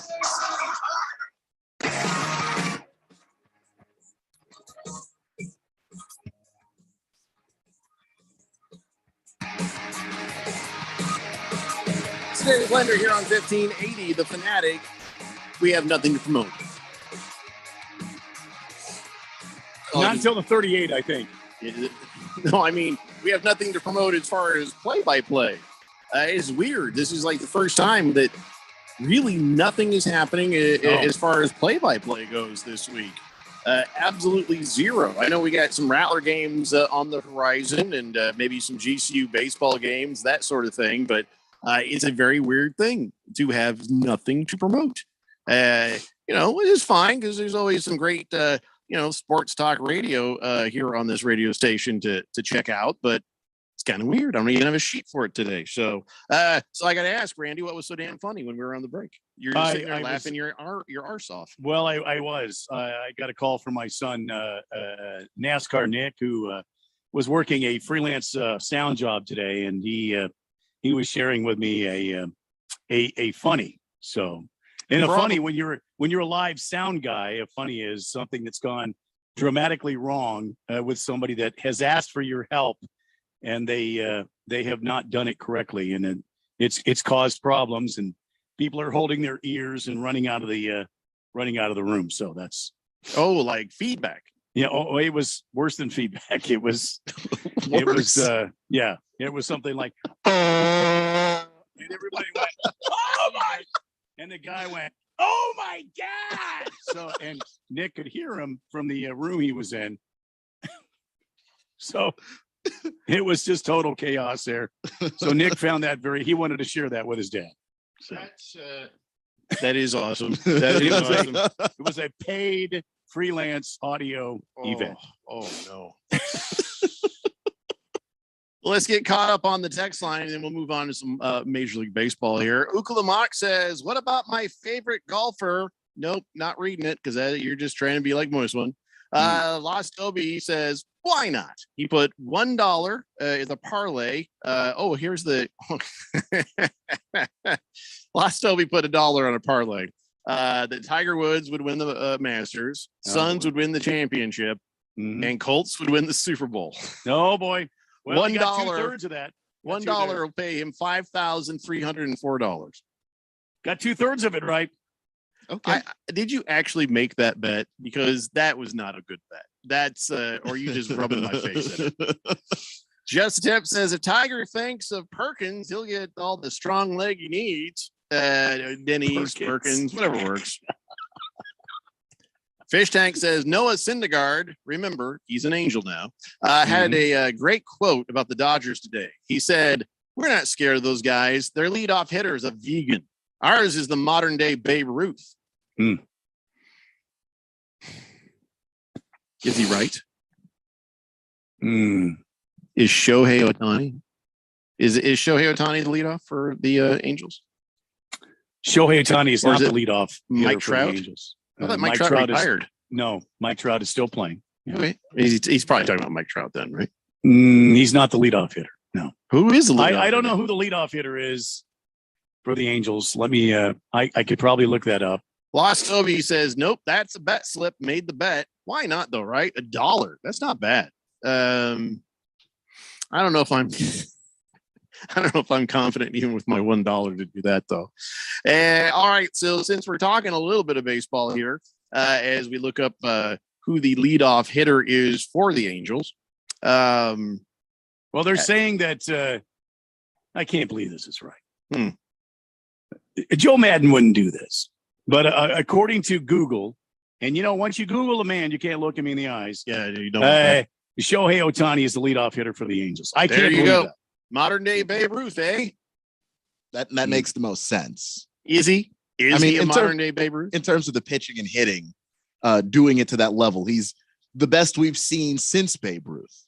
Okay. Well, then that's fair, I guess, of Noah Syndergaard to say that. Then I don't know if I would want to elevate Shohei Ohtani to, I don't know. I guess you can't really even make the comparisons, because first thing I'm going to say is Babe Ruth played before everyone else was allowed to play, so I don't take any of those records seriously. Second, different styles of play, different scenarios. Maybe Ohtani's better. Maybe Ohtani's worse. There's no way to really properly make that assessment. But I guess in as much as he's a really good hitter and he's a pretty good pitcher, he's a modern day Babe Ruth. Well, I'll say this, and I'm not a big Shohei Ohtani fan, and I don't appreciate that baseball has changed their entire game to suit Shohei Ohtani. But I will say this. I don't think that's what happened.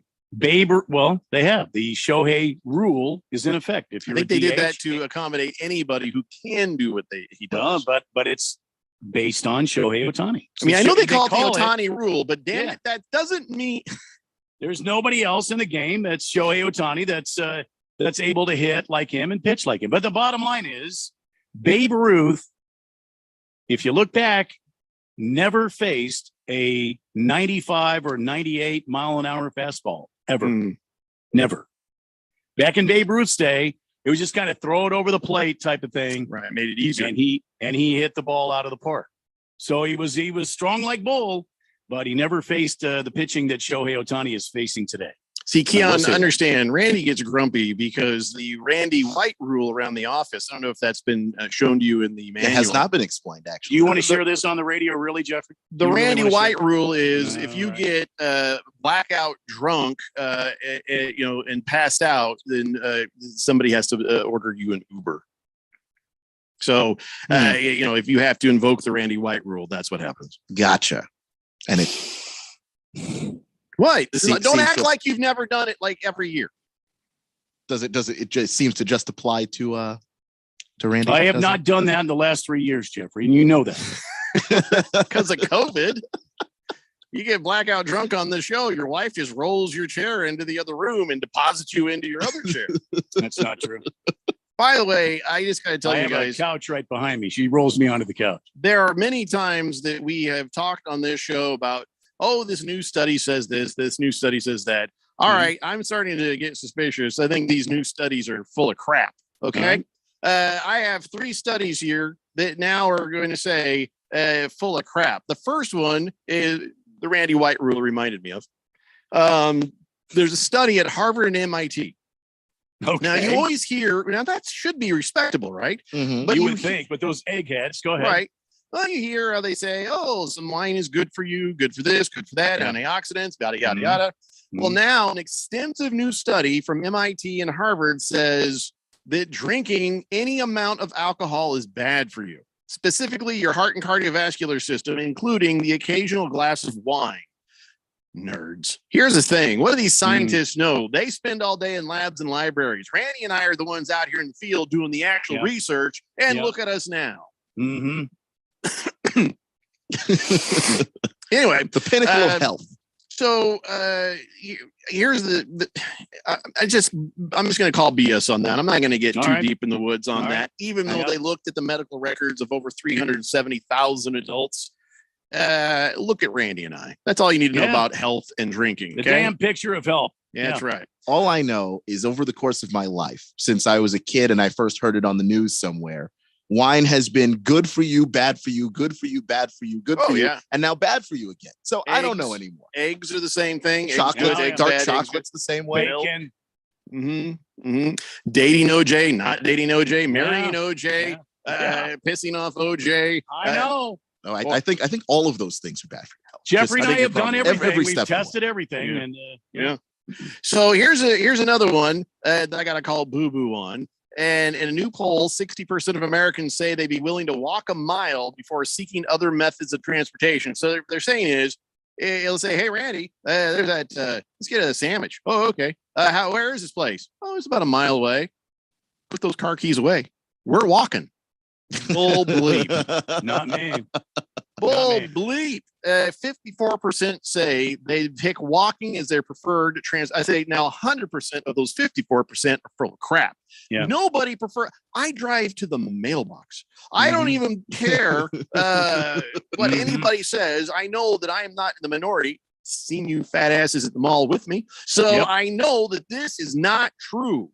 Nobody's walking a mile, especially not in Phoenix. Where did they do this study? Because if it was New York, America, but if you do it in New York, New Yorkers walk everywhere because the city's just designed for it. What? But everywhere else, I mean, you're not going to do this in here, like you said. I guess they use all of America for this poll. That's 46% say they've used a step counter. 67% say they take the stairs when possible. That is not true. No, that can't be true. Even when I get to the radio station, I'm occasionally looking for an elevator, and we're on one story. Yeah, I'm looking for the tram from the parking lot at the radio station. Yeah. So that is not true. Those people are lying. Sometimes this just proves that a lot of people lie in surveys. And then this one just blew me away. This one is wrong. Okay, I've had kids. You've had kids. Yes. Keon hasn't. That he knows of. And we've all been kids with various degrees of success. And we were kids, right? We'd go out and play. There was none of this Xbox baloney and whatever. Right. And we were jumping our bikes, and we were getting into the creek, and we were jumping off the roof with a sheet, hoping it to be a parachute. We were having combat with household items out in the yard, and just raising hell and having fun out there doing it. We didn't come home until the streetlights came on. That is the America that we grew up in. Yep. So a new study has found the average child today suffers 104 minor injuries in a year. That means your kid is getting a boo-boo every 3 days, bruises, skin knees. That's 2 to 3 injuries a week. That's the thing. They sit around and they play their Xboxes. They barely even go outside into the sun. And they say here, most common cause is tripping while running. What, running for dinner? Tripping while running because they're watching this right here. Yeah, they're not paying attention, and whoop, they're looking at their phones or their pads. Or they get hit by a bus because they're watching their phone. Well, I don't know what age these kids are. It says the most common remedy we offer them is a hug. What? Get off me, Dad. I'm fine. So here are the injuries that they quoted: skin knees, bruised knees, bump to the head, cut of the fingers, skin up arm, elbow, amputation, cut on the lip, minor scrapes and scratches, bee stings, sprained amputation. What? Listen, I didn't make the survey, Randy. Did you say amputation? It's right there on the page. Okay. So I call boo-boo on this one, not because of the amputation. I believe that if it was from the 70s. But did you even, when we were out there in the rough and tumble, Randy, we got hurt like maybe once a month? Yeah. Every now and then? Yeah, we didn't go home either because our parents said, lucky you didn't die. Get back out there. Yeah, you're like, why are you here? It's still light outside. Get out of the house. Bleeding. Get out of here. Yeah. So those 3 surveys, all the 3 in a row, absolutely garbage. I concur. Yeah. The reporting, the surveys that were, the studies that are surveys, because they rely on self-reporting, there's like a level of accuracy that I just think you can't really rely on. So if you and I are walking through the mall and somebody says, "Hey, I'm doing a survey. Do you eat healthy?" Yes, I do, and I'd walk away. Yeah, I mean, that's a lie. People, even though it's anonymous, people have trouble saying, if something's a mile away, are you walking there? No one wants to be the person that sounds like a fat ass and doesn't want to actually walk somewhere. You go, if somebody asked me what I had for lunch today, I'm going to tell you I had 2 brats, no bread. I had blue cheese with tomatoes. Oh, tomatoes, that's healthy. Yeah. There you go. That's what I had for lunch today, and some potatoes that I grilled up last weekend on my damn grill. That's what I had for lunch today. You had a very healthy lunch, Randy. That's very healthy. Yeah. So I don't know what you're. I don't know what anybody's giving you a hard time about. You're doing very healthy. Yeah. So anyway, don't always. Although I am a little bit worried because Harvard and MIT, these guys are supposed to be smart, but they're also nerds who probably don't party. So you can't listen to them. They're talking to healthy people with healthy habits and stuff like that. So, you know, they haven't really done the good research. You know, you got to control for the healthy habits and that sorts of things. And there's no evidence that alcohol has any negative health benefits if you don't drink. If you're going to, what did you say, Harvard and MIT? Harvard and MIT. If you're going to those and you've never bought a keg, I don't want to hear your research. Don't want to hear your damn research. Yeah, right. So the Harvard MIT one, I'm more inclined to believe because they went through medical records. They didn't just ask people what they thought. But yeah. If they're going through my medical records, I'm going to sue them. Jeffrey, these are guys who don't get invited to those sorts of parties anyway. Right. So they're just bitter. They're just bitter, and they're putting out false information. They're like, well, it'll show them. And then, like, oh my God, this drink is bad for me. Oh, there's beer stuff. And they'll be nerds like us.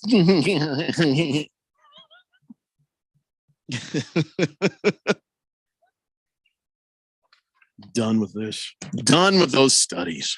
Fish Tank says, I actually pick the stairs over the elevator at work, not for any health reasons. It's so I don't get sucked into small talk with somebody I don't care for at work. Well, I like that. Yeah. I used to work at a satellite network, and there were stairs and an elevator. And for a while, I would sit there in the elevator, and I'd see somebody come and smile and go, they go, you going to hold that? I'm like, huh? And I'm sitting there going, close, close, close. Yeah, I'm holding it. I'm holding it. The door's closed. And I'm like, oh. You should probably take the stairs now. I got stuck in an elevator once. You ever been stuck in an elevator?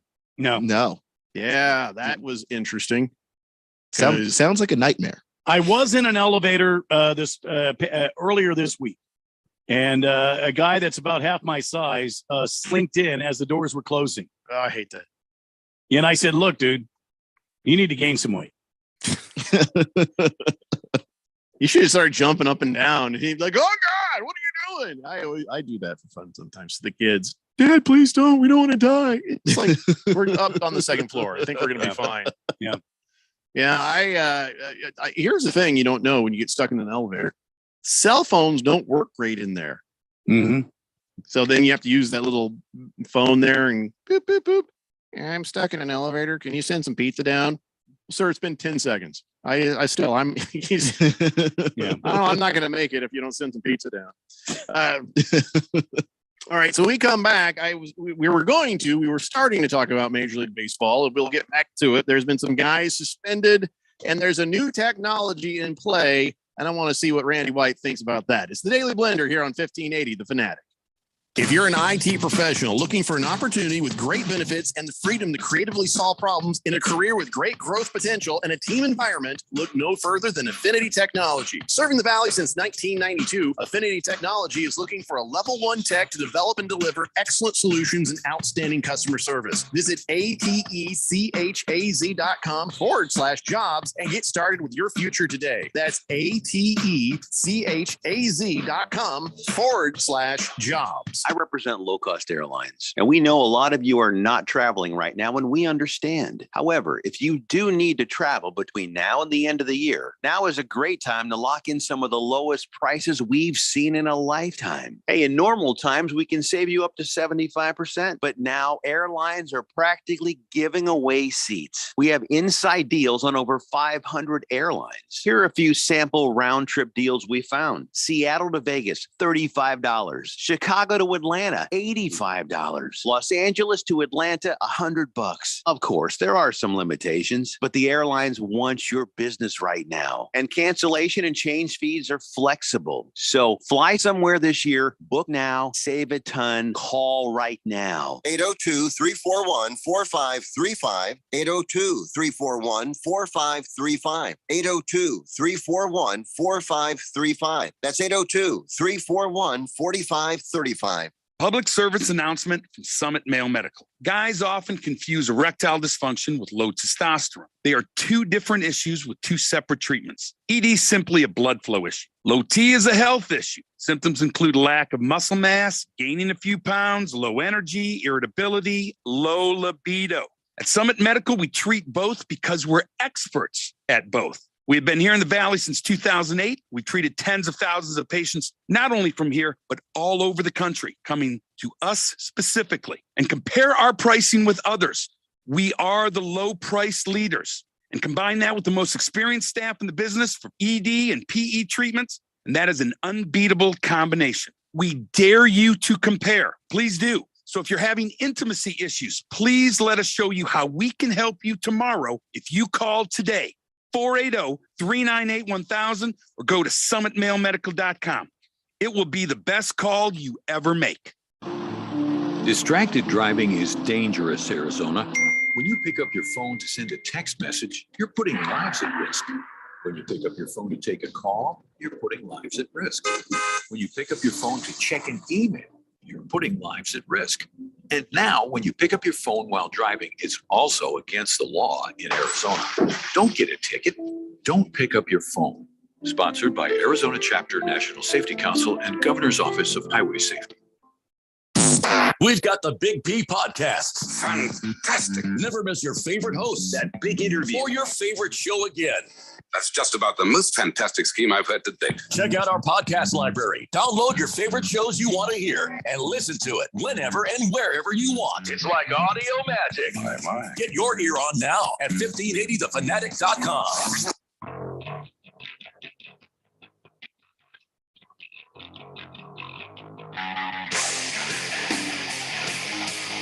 It's the Daily Blender on a Tuesday, Taco Tuesday this week. Some exciting news here. MLB back in action, and all customers can get in on the action. Risk-free same-game parlay on the FanDuel Sportsbook. On opening day, just pick any MLB game and combine at least 3 bets. You can bet the winner of the game, first home run, the first hit, total score, different things like that, over-unders. And you can combine that into one big parlay for a bigger payout. And if your bet doesn't win, FanDuel will refund you up to $10 in site credit. That's for all customers. Let me make that clear. All customers can get into the MLB season with risk-free same-game parlays on FanDuel.com. Listen, there's no better place to bet America's pastime than on America's #1 sportsbook. Head over to FanDuel and get into your account. Download the FanDuel Sportsbook app if you're a new user and sign up using promo code Randy1580 to bet your risk-free same-game parlay today. Again, my promo code is Randy1580.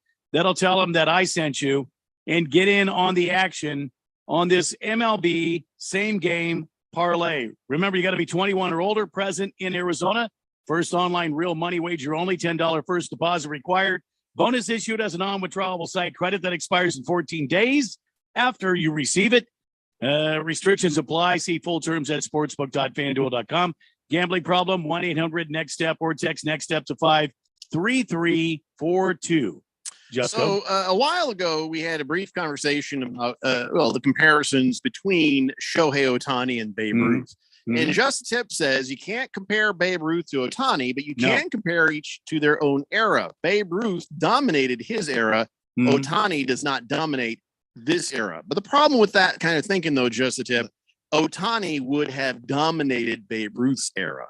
Babe Ruth could never dominate this era. So there is where you see the difference. And really, it's not even close how hard it would be for Babe Ruth to compete in this era. And I don't think that takes away from anything that Babe Ruth has done. I think people hear that and you go, oh, you're going after the legend. And it's like, no, it doesn't take away from what he did what he did in his era, in his time. The league is advanced in a number of different ways in sports science and in training, in all of these things, in surgeries that help you come back from blowing out your elbow. All of those things make the league tougher now than it was when Babe played. That's all. Well, but with that said, Shohei Ohtani did not dominate this league. No, and has true. Not. Now, what makes him a unicorn is the guy gets on the pitcher's mound, and he's a pretty damn good pitcher. And then he gets in the batter's box, and he swings away, and he hits. But I can go every Wednesday or Thursday night down to the Little League field, and I can watch kids do the same damn thing. Yeah, but if you compare the two players, Ohtani having success in this era and would dominate and do better than Babe Ruth in Babe Ruth's era. Babe Ruth would not be able to dominate in this era. Yeah, that's true. Because it's a different, It's harder to hit now than it was Your in the turn. past. Yo, 100%. Yeah. Mr. Pringle says, how can you say Babe wouldn't have dominated this era? Pure pontification on your part. No, it's not. It's fact, because he didn't have to deal with sliders, curveballs, all the craziness, all the rules that are different. God, so much is different, Randy. And then the game is basic, but as far as pitching goes, he would just strike out continuously. He would not know what to do with what's coming at him. So if Babe Ruth were playing today, which minor league team would he be on? Well, I don't even know that, because if Babe Ruth is playing today, that means he had to come up through the system and he had to face everything. Does he still have the talent? No. What we're saying is we just plucked him out of the past and dropped him into a game now. Well, that's okay. the only way you can make this comparison, because mean, if he came up through a system, he would learn differently, and we'd have no way of knowing for sure how he would develop. Right. Well, and I think that's what the texter is saying. But if Babe Ruth were plucked out of his time frame and put in today and had to face against Jacob deGrom or some of these guys that are pitching today, there's no way. Keep going. I got to get a dog out here before he barfs. There's no way he would have been able to stand up in that batter's box and be effective. Shohei Ohtani, you put him back in Babe Ruth's day, he would have crushed the ball. Yeah, and we're not talking about if he grew up in that day, like all the other hypotheticals. We obviously can't know that stuff. It's just pick the guy up, drop him in the time period. Doesn't work.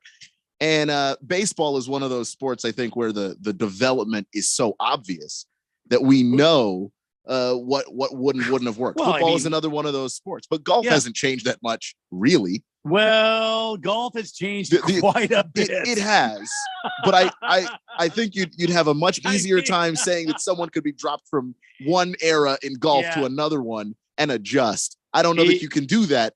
If you give Jack Nicklaus the same clubs that Tiger Woods has today, he'd kill the ball. I mean, he'd murder it. We wouldn't even be talking about trying to break his record. The records would be out of sight. Pringle says, it's a fact. Baloney. How do you know Babe Ruth wouldn't have taken advantage of all the advances? Well, I'm saying if he was plucked from the past, dropped into a game right now, how would he play? You give him a few minutes to get adapted to those advances. I'm sure it would help, but I'm not even talking about him. I'm talking about what's coming at him. He would be ill prepared to even deal with that stuff. Lost Toby says, is baseball the only sport that got harder? No. Now, football seemed to get easier. Basketball has seemed to get easier. Hockey is different. The sticks are different. The way they play the game is different. The skates they wear are different. Baseball is completely different. The bats are made differently. The balls are made differently. The gloves are different. The speed that these guys play the game of baseball at nowadays is blindingly fast to what they did back in Babe Ruth's era. King of Kitten says they wouldn't have even let Ohtani play back in Babe Ruth's time. That's another reason I don't like to consider stats from that time. You're making my point. You're right. Just the Tip says Ohtani is not better than Ruth, other than he's enjoyed the results of evolution.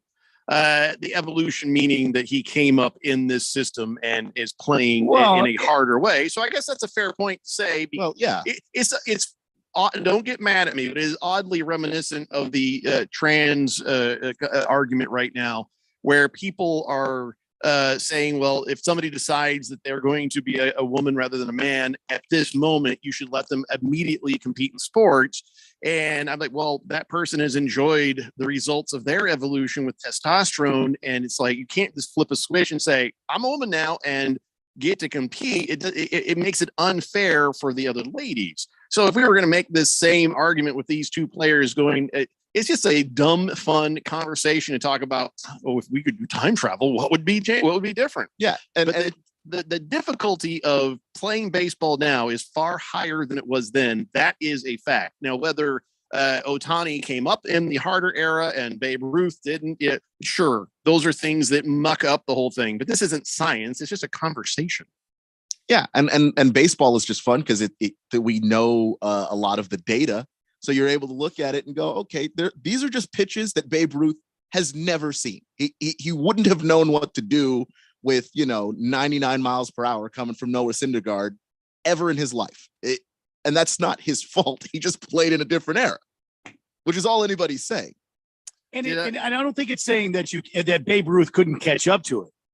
We're talking about plucking him out of a Yankees uniform and bringing him up to today's baseball as he was back at some era, at some year when he was playing in the 20s. You bring him up to today and let him go against a Max Scherzer or somebody like, oh, dear God. He's never seen the kind of action on a baseball these guys are throwing today. Never. Hefty Lefty says, laugh all you want about soccer, but that is the best sport to try to compare eras. Game has not changed that much. Advancements in cleats don't make you that much better. That's true. I'll give you that. Yeah. Guys running around, right? Because I'll say a lot of other sports have gotten harder. Like football has gotten skills-wise harder, but it's not as tough. Good Cat says, holy crap on a cracker. The Daily Blender's back. I'm so excited. What are you talking about? We didn't go anywhere. Well, we were maybe a few days. Like a couple days, yeah. Make a big deal out of it, like the morning show. Ukla Mock says, I got so drunk once, I lost my car. Didn't know what snowbank I left it in, and I'm still alive. That's not a good story. It's not a good story. Fish Tank says, I wasn't saying Noah Syndergaard is right. I just like that he's talking trash to the Dodgers, particularly swinging at bets for being a vegan. Not that there's anything wrong with that. Oh, no, there's plenty wrong with that.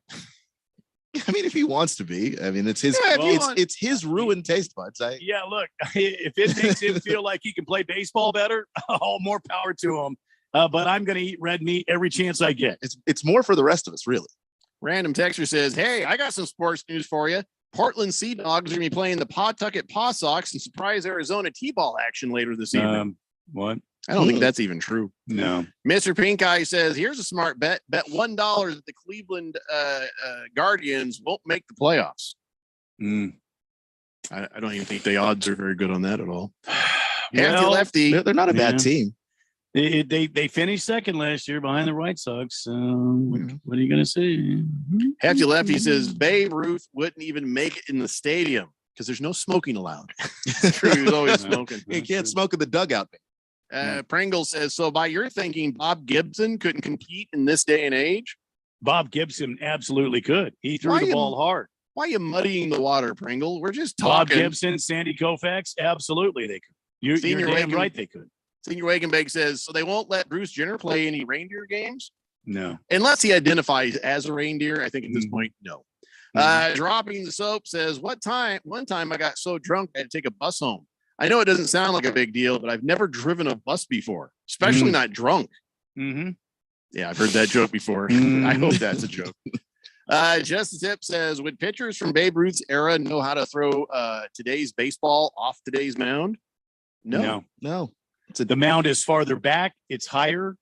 See, if there was a point that was trying to be made is you can't really compare. You just can't. We were just supposing that Babe Ruth would have a harder time playing in today's than Ohtani would in that. If they just suddenly walked up and says, kid, I've got a time machine, get in, that kind of thing. That's all. All right. So let's get to what we were trying to get to. And the fact that 3 guys, all free agents, suspended 80 games for the PEDs. Richard Rodriguez, Danny Santana, and Jose Rundun. Are any of these guys, even coming back? You know what I'm saying? Are any of these? They're all free agents, and if you haven't been picked up by a team by now, are you done? Well, with the new CBA in action, nobody's really clear on how baseball is going to shake out. You're seeing a lot more of the top prospects that have been in minor league baseball that are playing on the big league teams now. Keon and I talked about Spencer Torkelson, former ASU great, now playing for the Detroit Tigers. He's on their opening day roster. You've got guys that are top prospects that are making the opening day rosters. So these guys that are free agents now that are out there, we don't really know what's going to happen. I mean, Johnny Cueto just signed a minor league contract with one of the teams. He's going to make $4 million this year. Johnny Cueto just a couple of years ago was making multiple millions of dollars because he was a top pitching prospect. So everything is kind of shifted with the new CBA. So let me be clear about that. Second thing is, if you're still a major league prospect or a major league player and you're still registered with Major League Baseball to play Major League Baseball, you've got to follow the rules. These three guys did not follow the rules. They got involved with performance-enhancing medications. They cannot take those. And so, therefore, they got tested. They got busted. Now they need to pay the price. And because it's 82 games, guess what? This is strike two. That means they've been struck. That means they've been hit once already. If it's 82 games, it's strike two. They've got one more strike before they're out of baseball. And well, you won't see Richard Rodriguez, Danny Santana, or Jose for 80 more games anywhere. Teams might take the risk to pick up one of those guys if someone gets injured, but because of the suspension, not so much anymore. What good does it do you, right? Hefty Lefty says, silly. What? I don't know if you're right. I ain't reading that because I'm not sure the news. Senior Wake and Bake says, you mean Tito Santana took steroids? No, it was Danny Santana, Carlos Santana's brother. Lost Toby says, at the end of the day, I hate that saying, by the way, at the end of the day. Just want you to know that. Babe Ruth would be better than Ohtani if they switch eras based on the fact that Ohtani wouldn't see the field. Okay, that's already been mentioned, that sad fact that this is a racist country for a lot of years. We got to take a break. More of the Daily Blender after this. You're on 1580 The Fanatic. AZ Preps 365 is your headquarters for all things high school sports in Arizona. Brett Quintine, James Mello, and Jose Garcia keep you up to speed with all the action, highlights, interviews, and insider information for the prep sports scene. You need to tune in to AZ Preps 365 every Saturday morning from 8 a.m. to 10 a.m. on your new home for sports, 1580 and 99.3 The Fanatic, and always on at 1580thefanatic.com.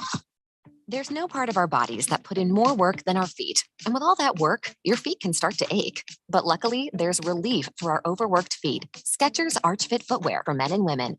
Skechers teamed up with podiatrists to design a shoe that provides total foot and arch support for all-day comfort. They used 20 years of data and over 120,000 unweighted foot scans to create a podiatrist-certified insole that distributes support across the arch no matter what foot type you have. And with all that support comes extreme comfort. Skechers are the fit and comfort specialists, and Arch Fit shoes from Skechers provide expert comfort whether walking or just standing. They're so comfortable, they're not just for people with tired, achy feet. Everybody can enjoy just how amazing they feel. Plus, many are machine washable. So even though you'll be wearing them all day, every day, you can easily keep them looking new.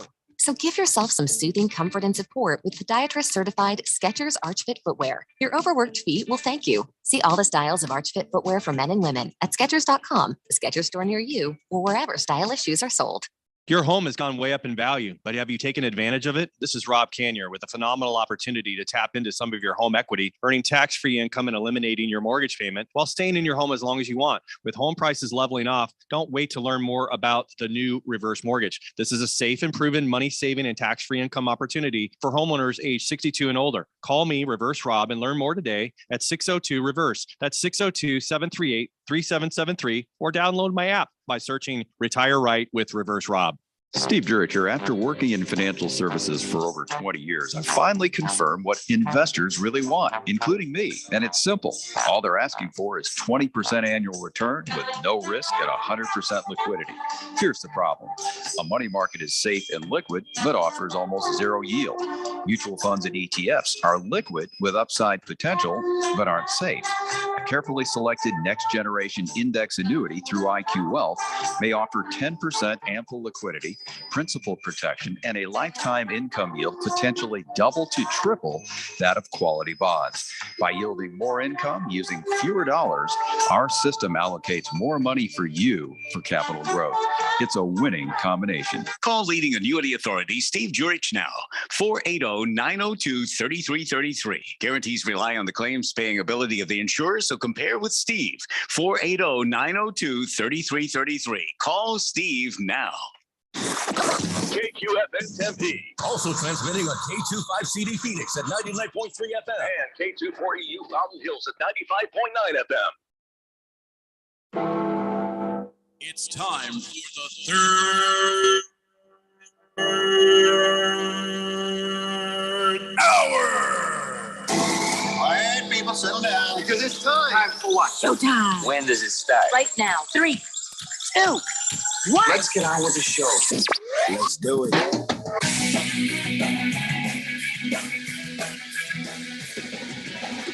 I don't think that's widely known, Hefty Lefty, that Richard Rodriguez could be known as Dick Rodriguez, and then we can call him Dick Rod. Jeffrey? I don't know that that's Jeffrey? What? You're on the air.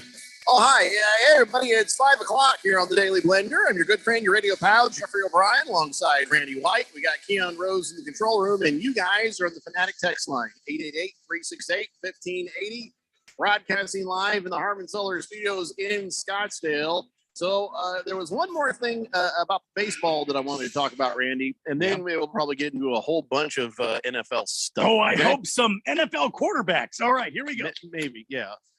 So Major League Baseball has decided they're going to allow pitchers and catchers to use anti-sign stealing technology during the regular season now. It's not just one of those preseason things or whatever. And what it is you're going to see the catchers be wearing a Nintendo glove. Remember those? Those are amazing. Well, they had the little buttons on it. And so what's going to happen is the catcher's going to go A-A-B-B-A up, B-B, and that's how they're going to send the code to the pitcher who has a jock strap on that's going to go. No. Oh, that's a fastball.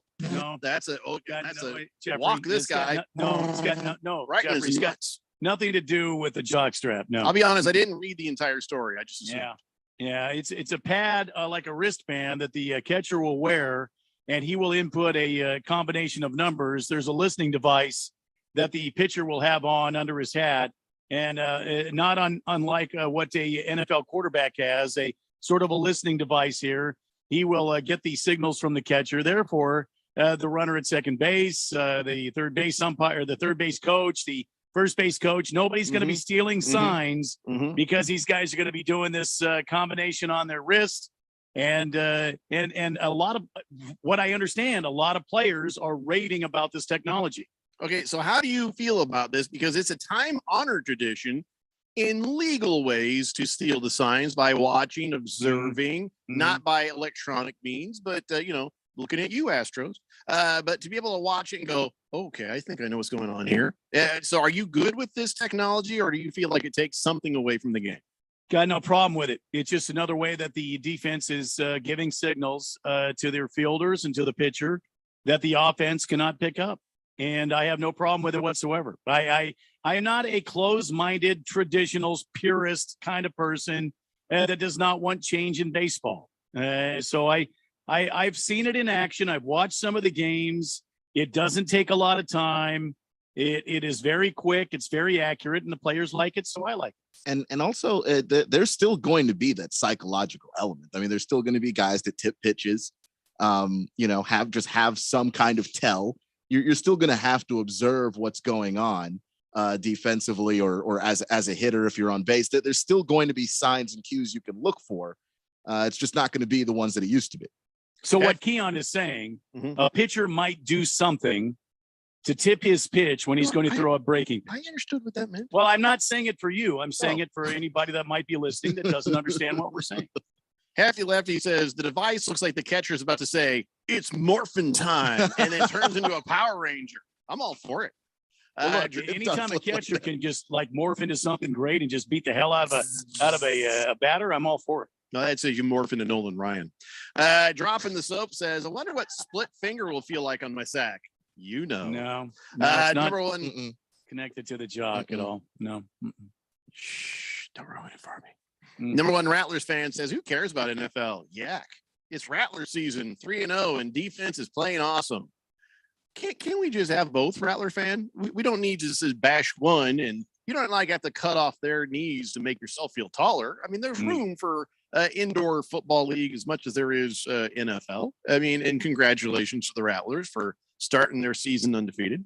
Miss Pringle says, Randy, curious about your take. Hasn't cheating been part of baseball forever? I played through college and I was taught tricks to pick up signs and also how to relay them to the batter. Well, I mean, if you want to call it cheating, okay, that's cheating. But to me, I call that part of the game. If you're on base, your goal, especially if you're on second base, is to try to read what the catcher is throwing as far as signals go. You're trying to read you're trying to pick up that code for what the pitcher is throwing. And then you're going to tell your team either by a signal from second base or when you get into home plate, and you go back to the dugout. Okay, look, if he throws down a 2 and then a 1 and then a 2, he's throwing a breaking pitch. Or if he's throwing a 2 and then a 1 and then a 2, it's usually the fastball and it's outside. So it's that sort of code breaking that has been a part of baseball. And I have no problem with these guys using electronics. The problem is when the baseball teams start getting these eggheads out of NIT or Yale or Harvard or Boston Tech or whatever, and get these guys in the dugouts, and they're trying to hack into the damn Wi-Fi and try to pick up these signals. There you go. Yeah, now that's cheating right there. All right, so I'm glad to get rid of anything that assists cheating. So I actually love this technology, but the thing that kind of pops in my mind is, what is the next result? The result will be lower batting averages. And then the next result will be Major League Baseball trying to figure out how to get those batting averages back up because they think the game needs to be more exciting. Of course, you juicing the ball at that point does you no real good because it's all about the guy throwing the pitches. So how will Major League Baseball counter their own counter to cheating? Well, there's been a couple of discussions, and I don't know, maybe Keon's heard about this too, but some of the guys have talked about lowering the mound, pushing the mound back another 1.5 feet. And you might say, oh, 1.5 feet. Well, when you're throwing 99 miles an hour, 1.5 feet length between the pitching rubber, where the pitcher releases the ball and the plate, that's an eternity. That will give a batter another split second to make a decision on swinging or not. Second thing is, these guys are going to be on a pitch clock. These pitchers are going to be on a pitch clock. No more walking around, getting up on the hill, taking signs, staring in at the catcher, looking around, becoming set, taking 30 seconds or more to throw a pitch. These guys are going to be on a regular rhythm, which is going to mean the batters are going to be on a regular rhythm. They're going to have to get in, get ready to go. And the pitch is going to be coming almost like a pitching machine. Like I said before on this program, just put a damn jugs gun up there on the damn pitching mound and throw fastballs all day. So you snowflakes out there that don't like the length of the game can see the batters get up and hit and flip their damn bats and do their dances around the damn. Hey, give me a break. That's what's coming in baseball. That's what's happening. A 14-second pitch clock in between each pitch. The pitcher will have 14 seconds to get on the hill and throw the pitch. Lost Toby says, yeah, Randy. Well, what really grinds my gears is guy parked in the middle of the road to pick his kids up at school, and there's literally an open spot right next to him. And he sent me a picture. Bastard. Should I read his license plate? It's a Buick. License plates. No, Jeffrey. No, Jeffrey. No. What? Like what? There's somebody's going to look him up. What are you, a cop? Jeffrey, we can't do it. It's a crappy Buick. Jeffrey? It's a crappy Buick. Glendale Runner says, Jeffrey, can you assign Big George a report on when radar guns were first used and the fastest pitchers at the time? That might help the Babe Ruth conversation. Well, it's not even about the speed of the pitch, although he never saw anything like what they have today, but it's also about the pitches themselves, the different kinds of pitches. Movement. Oh, these guys that are throwing 90 with movement today. If you were to, I wish our listening audience could go in and stand in a major league batter's box and watch these guys throw the ball. You think, it's a straight fastball, but really it moves 2 or 3 inches and you're just freaked out. When you're standing there as a batter and you go to swing at it and it misses your bat completely, it's because there's 2 or 3 inches of movement on the ball. And I think if you go on Twitter and follow Pitching Ninja, it's a really cool Twitter account, and they break down the different pitches that guys are doing. That's about as close as you're gonna get. Yep. And they'll do the ones where they overlay the guy, and it's the same guy throwing 3 different pitches, and the release point is the same. Yeah, but then the ball is going all over the strike zone. It's unbelievable. It really is. So a moral of the story is no. Fish Tank says, I thought A-Rod was already a Richard Rod. Oh, he's totally a dick.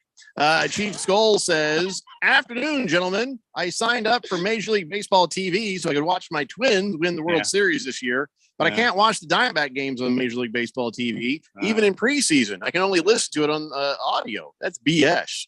Oh yeah, no, they've got it blacked out locally. That's just you're not going to want to watch the Diamondbacks this year. It's not even a problem. Hefty Lefty says, if they speaking of football, the XFL and that nobody cares. Sorry, I had to edit that. Wow.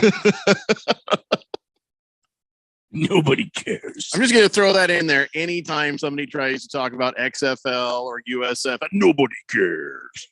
If I wish I had a button so I could fire that up. Nobody cares. Can you send that voice piece? I'll just make up a big. Nobody cares. How about this? I'll just do it right now, and you can get it off the podcast. All right, here we go. Clean take. Ready? 3, 2, 1. Nobody cares.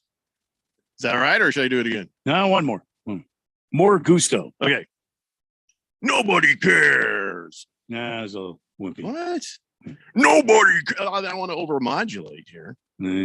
Nobody cares. Get the voice guy to do it. Get in there and nobody cares. Nobody cares. Like that, yeah. Yeah, get the voice guy to do it. That's why we have a voice guy. I like that one. Hefty Send says, that to me, Keon. Yeah. They need to increase offense in a couple of years. All they need are 3 letters. That's right, kids. H, G, and H. If you cannot make contact with a baseball, I don't care what you're shooting into, right, but it doesn't make a difference. Exactly. Just a tip says Major League Baseball lowered the mound because Bob Gibson was so dominant. I can accept that. To lower and move back the mound to help every pitcher. I'm against that. You mean batter. The lowering and moving it back does not help the pitcher. It helps. It helps the batter completely. Yeah. Mm-hmm. Senior Wake and Bake says, I got the remedy. Have pitchers wear helmets with limited sight on them.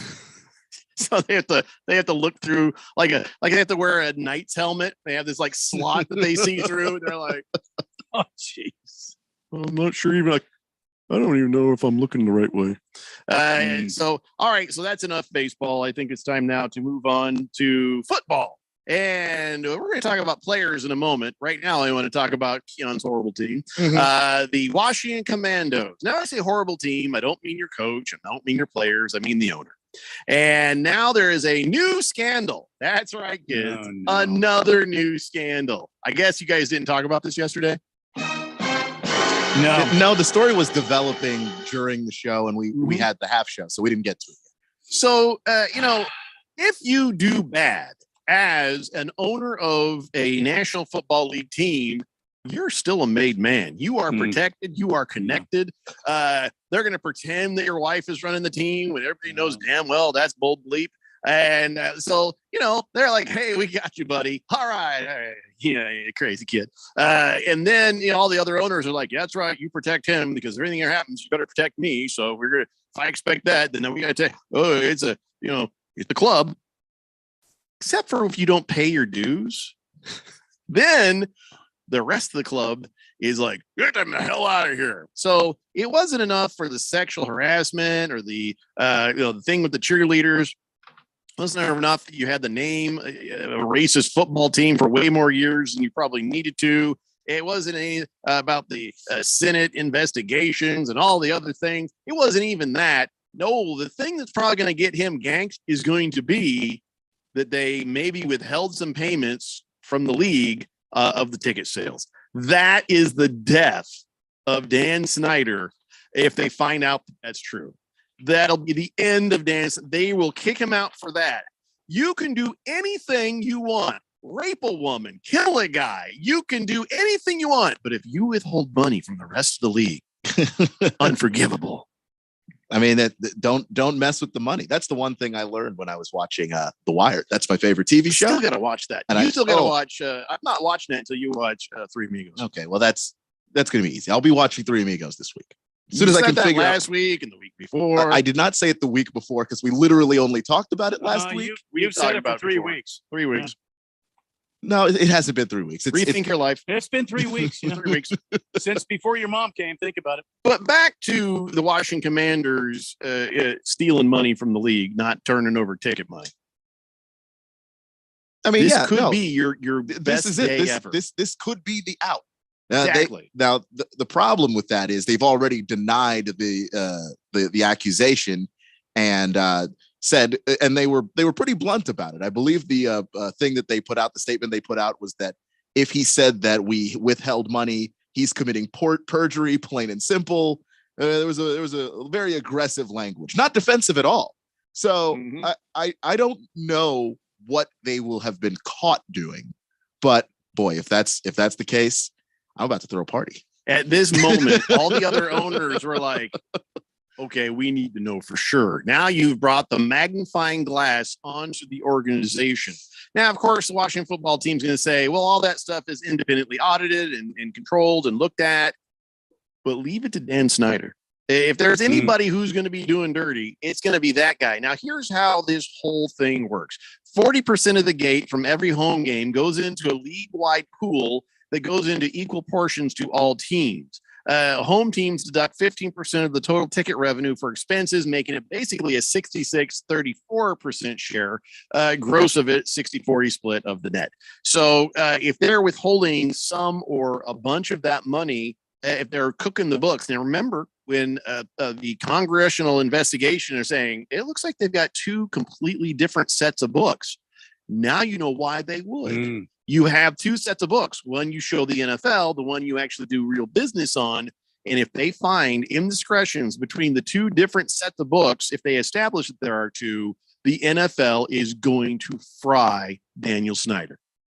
If not publicly, then at least privately. I don't care how they do it. He gone. I just don't want him to own the team anymore. He gone. Because there's so many things that can be bad about your football team, but you can recover. You can recover from bad coaches and bad players and bad general managers and bad scouts. You can't recover from a bad owner. And here's the once in a lifetime chance. This is like my Charlie, my Willy Wonka golden ticket to the factory right here. This is the one, and I am so excited, but I'm also a little scared because I've just seen Dan Snyder get out of stuff before, where I worry that somehow, even though he's just caught dead to rights, like we're just never going to pin the guy down. I don't know. I think this is going to be it because I sure hope so. I know you haven't watched Three Amigos, but you have to have seen at least an episode or two of The Sopranos. And here's the way that works. The mob expects you to steal. They don't expect you to steal from them. Stealing, gets you moved up in the organization. Stealing from the mob gets you 6 feet under. And that's what Dan Snyder is doing. He's stealing from the mob. And if they see that that is factual, it is over for that guy. Best thing that could possibly happen to you and your organization for sure. Boogie says, can we start docking Keon's pay every day he doesn't watch Three Amigos? Yeah, we can put together a quiz to make sure he watched it properly too. I don't think you can legally do that. I don't think you need a quiz. I'm going to watch the movie. It's just not on the streaming service I use the most. I got to figure out which one it's on, then I'm going to watch it. Hey, Randy, get the lawyer on the phone. Let's get the lawyer and start finding out if we can dock his paper. All right, let me do that because I'm all for it. Bob I read the Swirsky contract. says, I don't think that's in there. Yeah, you guys got the best show. You know that? It's always best when all three are there. Randy, another Maker's Mark, please, there, buddy.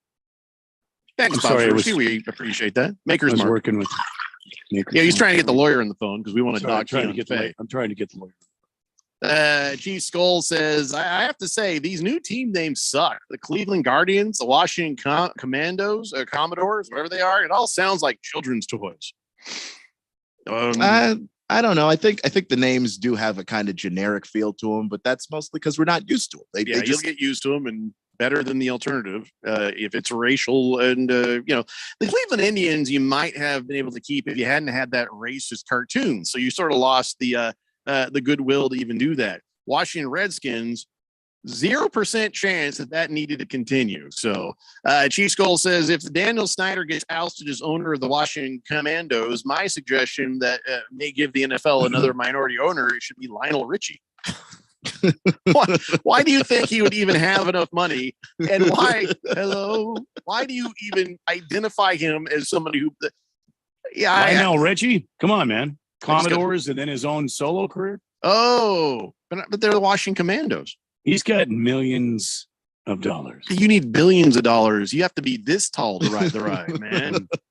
Dropping the Soap says, send Keon to Blockbuster so he can rent Three Amigos already. Yeah, why don't you get yourself that? I know in Tempe there's one right down Broadway, I think.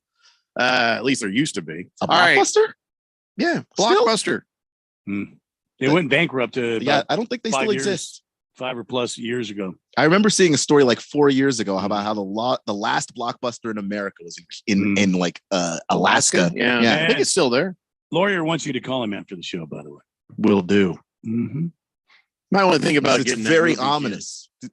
Hefty Lefty says, sounds similar to Al Capone going down for tax evasion. Exactly. 2 different sets of books. Good Cat says, I think it'd be brilliant and hilarious if Keon broke out into a rousing version of I've Got a Golden Ticket.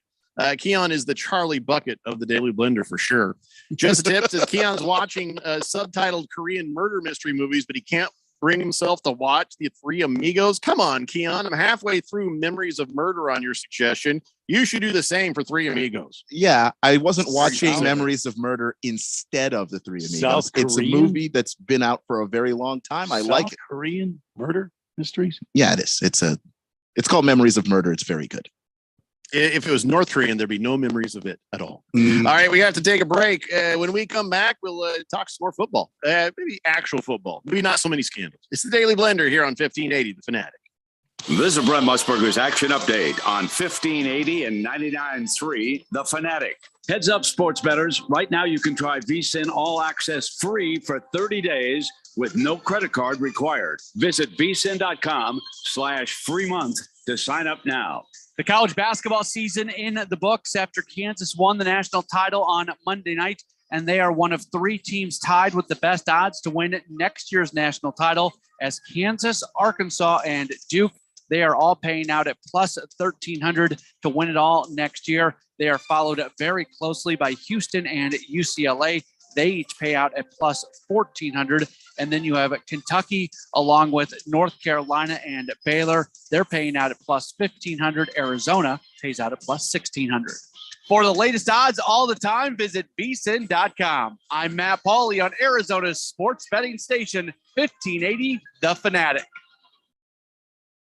If you're an IT professional looking for an opportunity with great benefits and the freedom to creatively solve problems in a career with great growth potential and a team environment, look no further than Affinity Technology. Serving the Valley since 1992, Affinity Technology is looking for a level 1 tech to develop and deliver excellent solutions and outstanding customer service. Visit atechaz.com/jobs and get started with your future today. That's atechaz.com/jobs. Contractors need bonds, and the professionals at Constructors Bonding have been Arizona's leading surety management team for 40 years. We don't just deliver bonds, we make your bonding better. As the #1 producer with 14 markets, Constructors Bonding has the relationships and expertise to get you better capacity, better rates, and better terms. For better bonding, call Dave McKee at Constructors Bonding at 602-432-5929. That's 602-432-5929. Or visit cbialliance.com. If you're age 62 or older and own a home, this message is for you. Reverse Rob here, Money Radio's expert on reverse mortgages. Learn how to tap the equity in your home and increase the quality of your life by earning tax-free income while protecting your other retirement assets. Join us for our free Second Saturdays webinar every month to learn more. This is not too good to be true. All you need to do is reverse your thinking. Call me today, Reverse Rob, to learn more at 602-REVERSE. That's 602-738-3773, or download my app by searching Retire Right with Reverse Rob. Sun Devil Baseball is back for an exciting year under new head coach and Sun Devil legend Willie Bloomquist. The Sun Devils open the 2022 season with 9 straight home games and will feature non-conference matchups against Oklahoma State, BYU, and Grand Canyon. The team begins Pac-12 play against Washington before taking on USC, Oregon, and Arizona. Sun Devil Baseball single game tickets and mini plans are available now, starting at just $10. Visit sundeviltickets.com to secure your seats today. That's sundeviltickets.com. I'm an Arizona truck driver. I deliver food, medicine, supplies, and hope. And during times of crisis, I support our communities. But every day I see people putting lives and families at risk. Distracted driving is deadly, period. Be aware, be safe, and visit sharetheroadaz.com and find tips on how to drive safely around trucks. This message is sponsored by the Arizona Trucking Association Foundation. We just can't help it. We have to do it. It's in our DNA. At 1580 and 99.3 The Fanatic, we have to bring you the most epic moments in sports.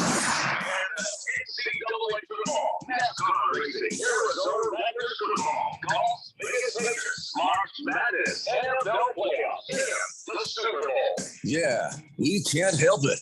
We are 1580 and 99.3 The Fanatic, and always on at 1580thefanatic.com.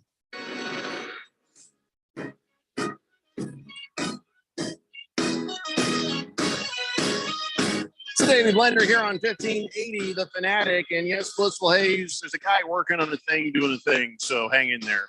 We have a little issue with the transmitter, but it's being fixed at 1580. But remember, anytime anything ever happens, you've always got 99.3 FM, or you can go to the app at 1580thefanatic.com. You can stream it from there. You can listen to the app. There's always a way. If you have a will, those issues are getting sorted out. Hopefully they'll be done soon. Chief Skull says, Lionel Richie, the Commodores. Do I have to explain the joke? No, I get it now. You just kept saying Commodores all the time, way before you said Lionel Richie, and then it was kind of too late. King Kitten says, Keon, you're right about ownership. The Cardinals had to move into a new stadium. Bill Bedwell retired. Let his son take over control before the Cardinals improved as a franchise and became relevant. The difference is Daniel Snyder is an evil piece of garbage who has been a toxic acid in that organization since day one. Bill Bedwell is just kind of bad at things when it came to football, did some things on the cheap. He did other things completely right.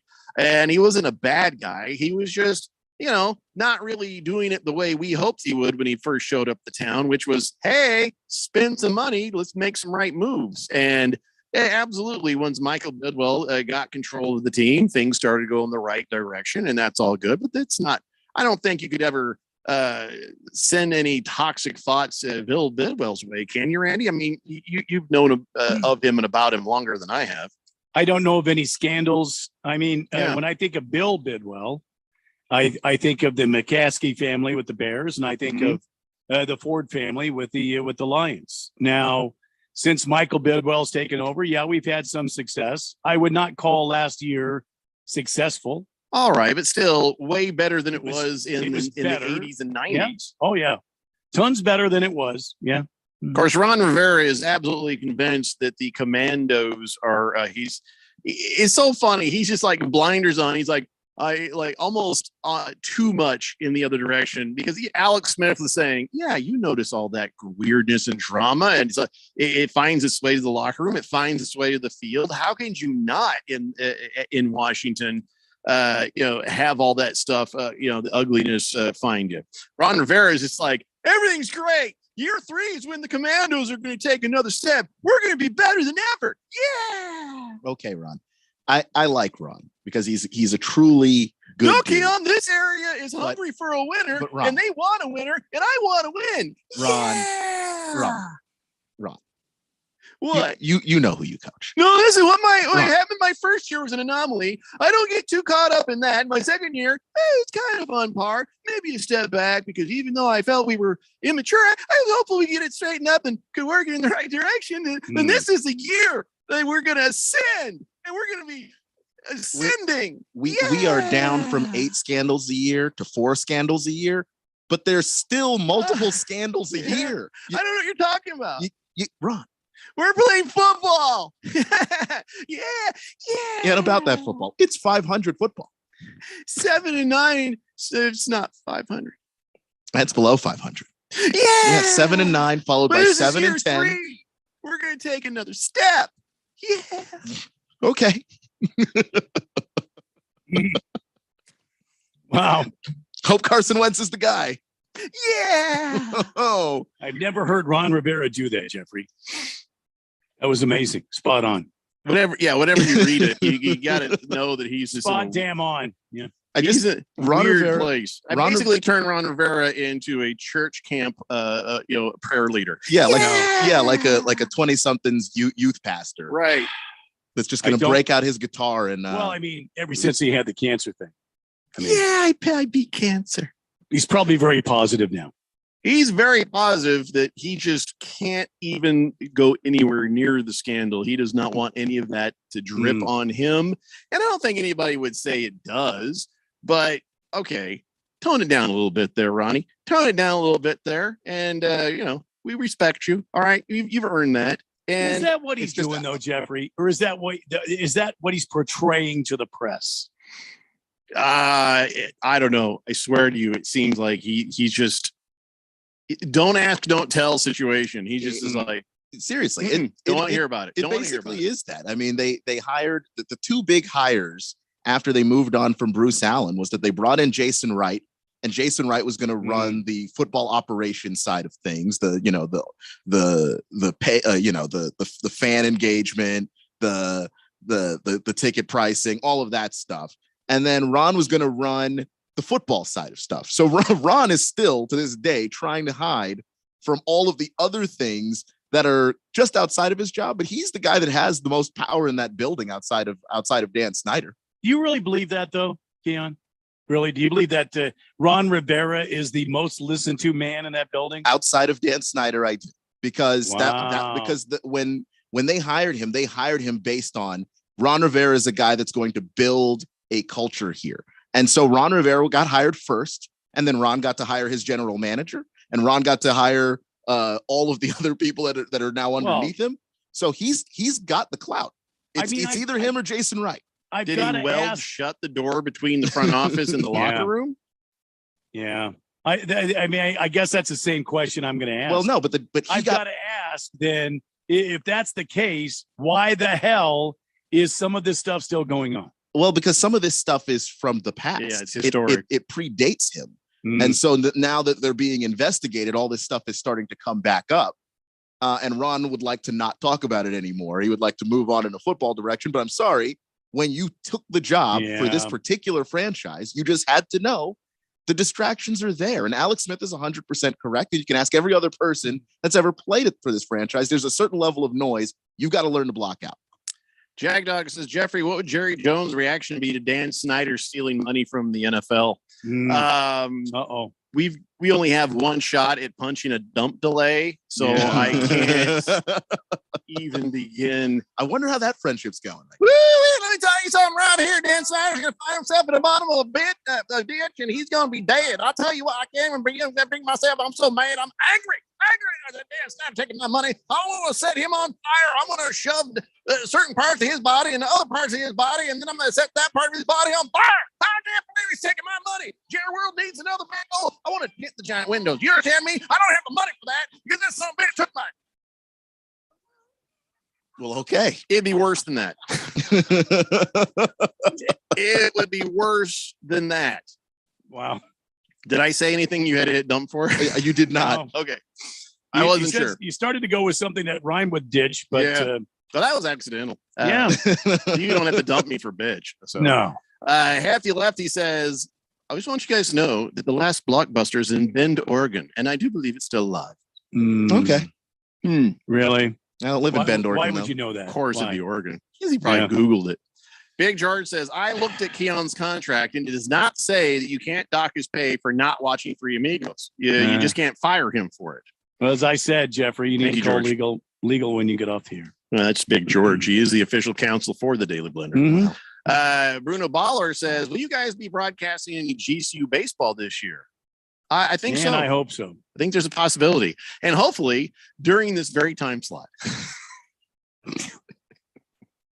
Just a Tip says, I will have agents placed at Eddie B's, Dominic's, Durant's, Morton's, Donovan's, probably Gordy's, Roy's, Vincent and Camelback, T. Cook's, and best of all, Terabell's. So I'll find you tonight, Jeffrey. I'll find you and I'll share pictures. You make sure and do it tonight. Yes. Send it out tonight. Have Tonight's the night. out there tonight. Yep. Let's find out if he's right. Yep. Lost Toby says he's putting a $6 bet on downtown construction finishing before the 1580 signal gets done. For the record, it is not the fault of our staff or engineering. It's more the fault of the city and permits and certain things trust me, the minute it can happen, it will happen. And so we are sorry, but it has zero to do with us. It's all red tape. Mr. Pringle says, Keon, can you explain to me exactly how the NBA playoffs work now that they're allowing 66.66666 of the teams into the playoffs? Well, I'm of the belief that the play-in tournament does not count as the playoffs. So does they're calling it the playoffs. They can call it what they want, but you have a single elimination format of a tournament separate from the playoffs to get into the playoffs, followed by the playoffs. Then what you're describing is not the playoffs. Playoffs. So yeah, the 9 and the 10, they'll play one another, and then move on to play the winner of that 7-8 spot, which I kind of like, because it keeps those teams that are on the bubble of getting into the playoffs. You can still fight to get a 6 spot, and that way you don't have to worry about the playing game. You're a 10. You could get a 6. No, not from 10. No, my wife is a 10 and she got a 6. She got what me. about a 7? No, one through 6 are locked in. So you can't from the play-in tournament jump into spots 1 through 6. So 7 or 8 are what you're playing. She's not trying hard enough, I think. What about 9 or 10? You can get into the playoffs from 9 or 10. But why is 6 afraid of 7?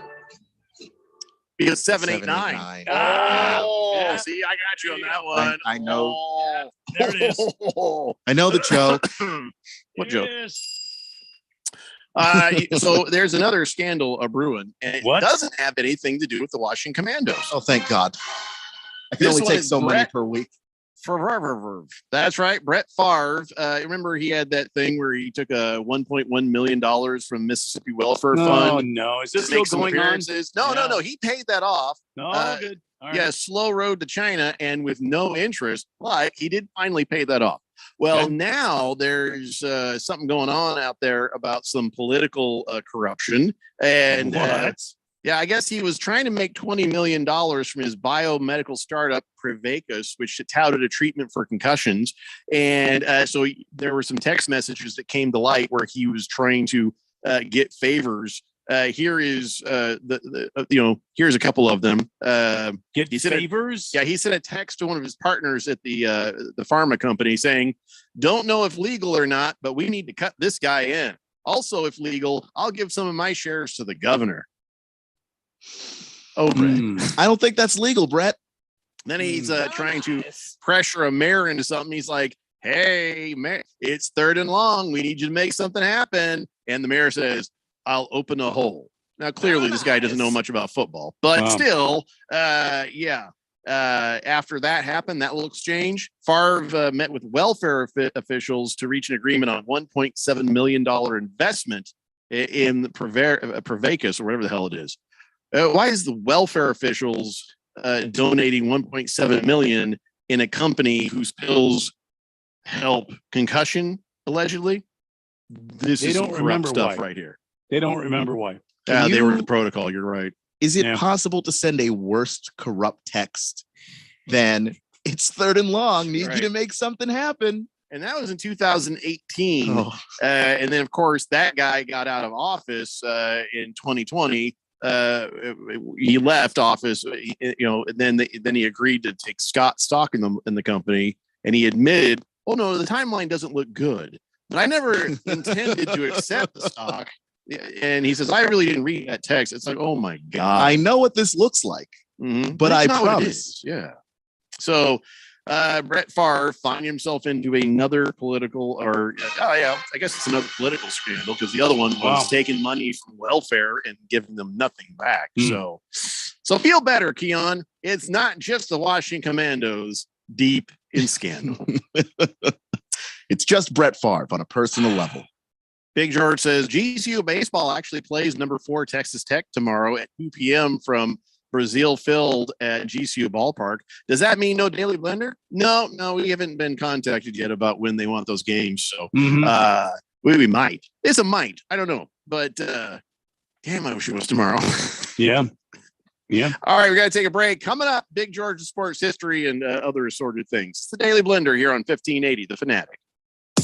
AZ Preps 365 is your headquarters for all things high school sports in Arizona. Brett Quintine, James Mello, and Jose Garcia keep you up to speed with all the action, highlights, interviews, and insider information for the prep sports scene. You need to tune in to AZ Preps 365 every Saturday morning from 8 a.m. to 10 a.m. on your new home for sports, 1580 and 99.3 The Fanatic, and always on at 1580thefanatic.com. There's no part of our bodies that put in more work than our feet. And with all that work, your feet can start to ache. But luckily, there's relief for our overworked feet. Skechers Arch Fit Footwear for men and women. Skechers teamed up with podiatrists to design a shoe that provides total foot and arch support for all-day comfort. They used 20 years of data and over 120,000 unweighted foot scans to create a podiatrist-certified insole that distributes support across the arch no matter what foot type you have. And with all that support comes extreme comfort. Skechers are the fit and comfort specialists, and Arch Fit shoes from Skechers provide expert comfort whether walking or just standing. They're so comfortable, they're not just for people with tired, achy feet. Everybody can enjoy just how amazing they feel. Plus, many are machine washable. So even though you'll be wearing them all day, every day, you can easily keep them looking new. So give yourself some soothing comfort and support with podiatrist certified Skechers Arch Fit footwear. Your overworked feet will thank you. See all the styles of Arch Fit footwear for men and women at Skechers.com, the Skechers store near you, or wherever stylish shoes are sold. There's a time to be fearful and a time to be calm, a time to be aggressive and a time to be conservative, especially when it comes to investing. You've heard the phrase, to everything there is a season and a time to every purpose. Hello, I'm Mo Ansari, president of Compact Asset Management.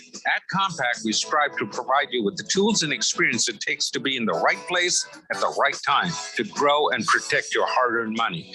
Call pound 250 on the cell phone and say, talk to Mo, and let's check your goals together. You'll get a free portfolio review and risk analysis, and we'll focus on your investment strategies. Call pound 250 on your cell phone and say, talk to Mo, or visit us online at compact.com. That's COMPAK.com. Compact Asset Management is a registered investment advisor, funds custodian, Fidelity Institutional Wealth Services, member FINRA, SIPC.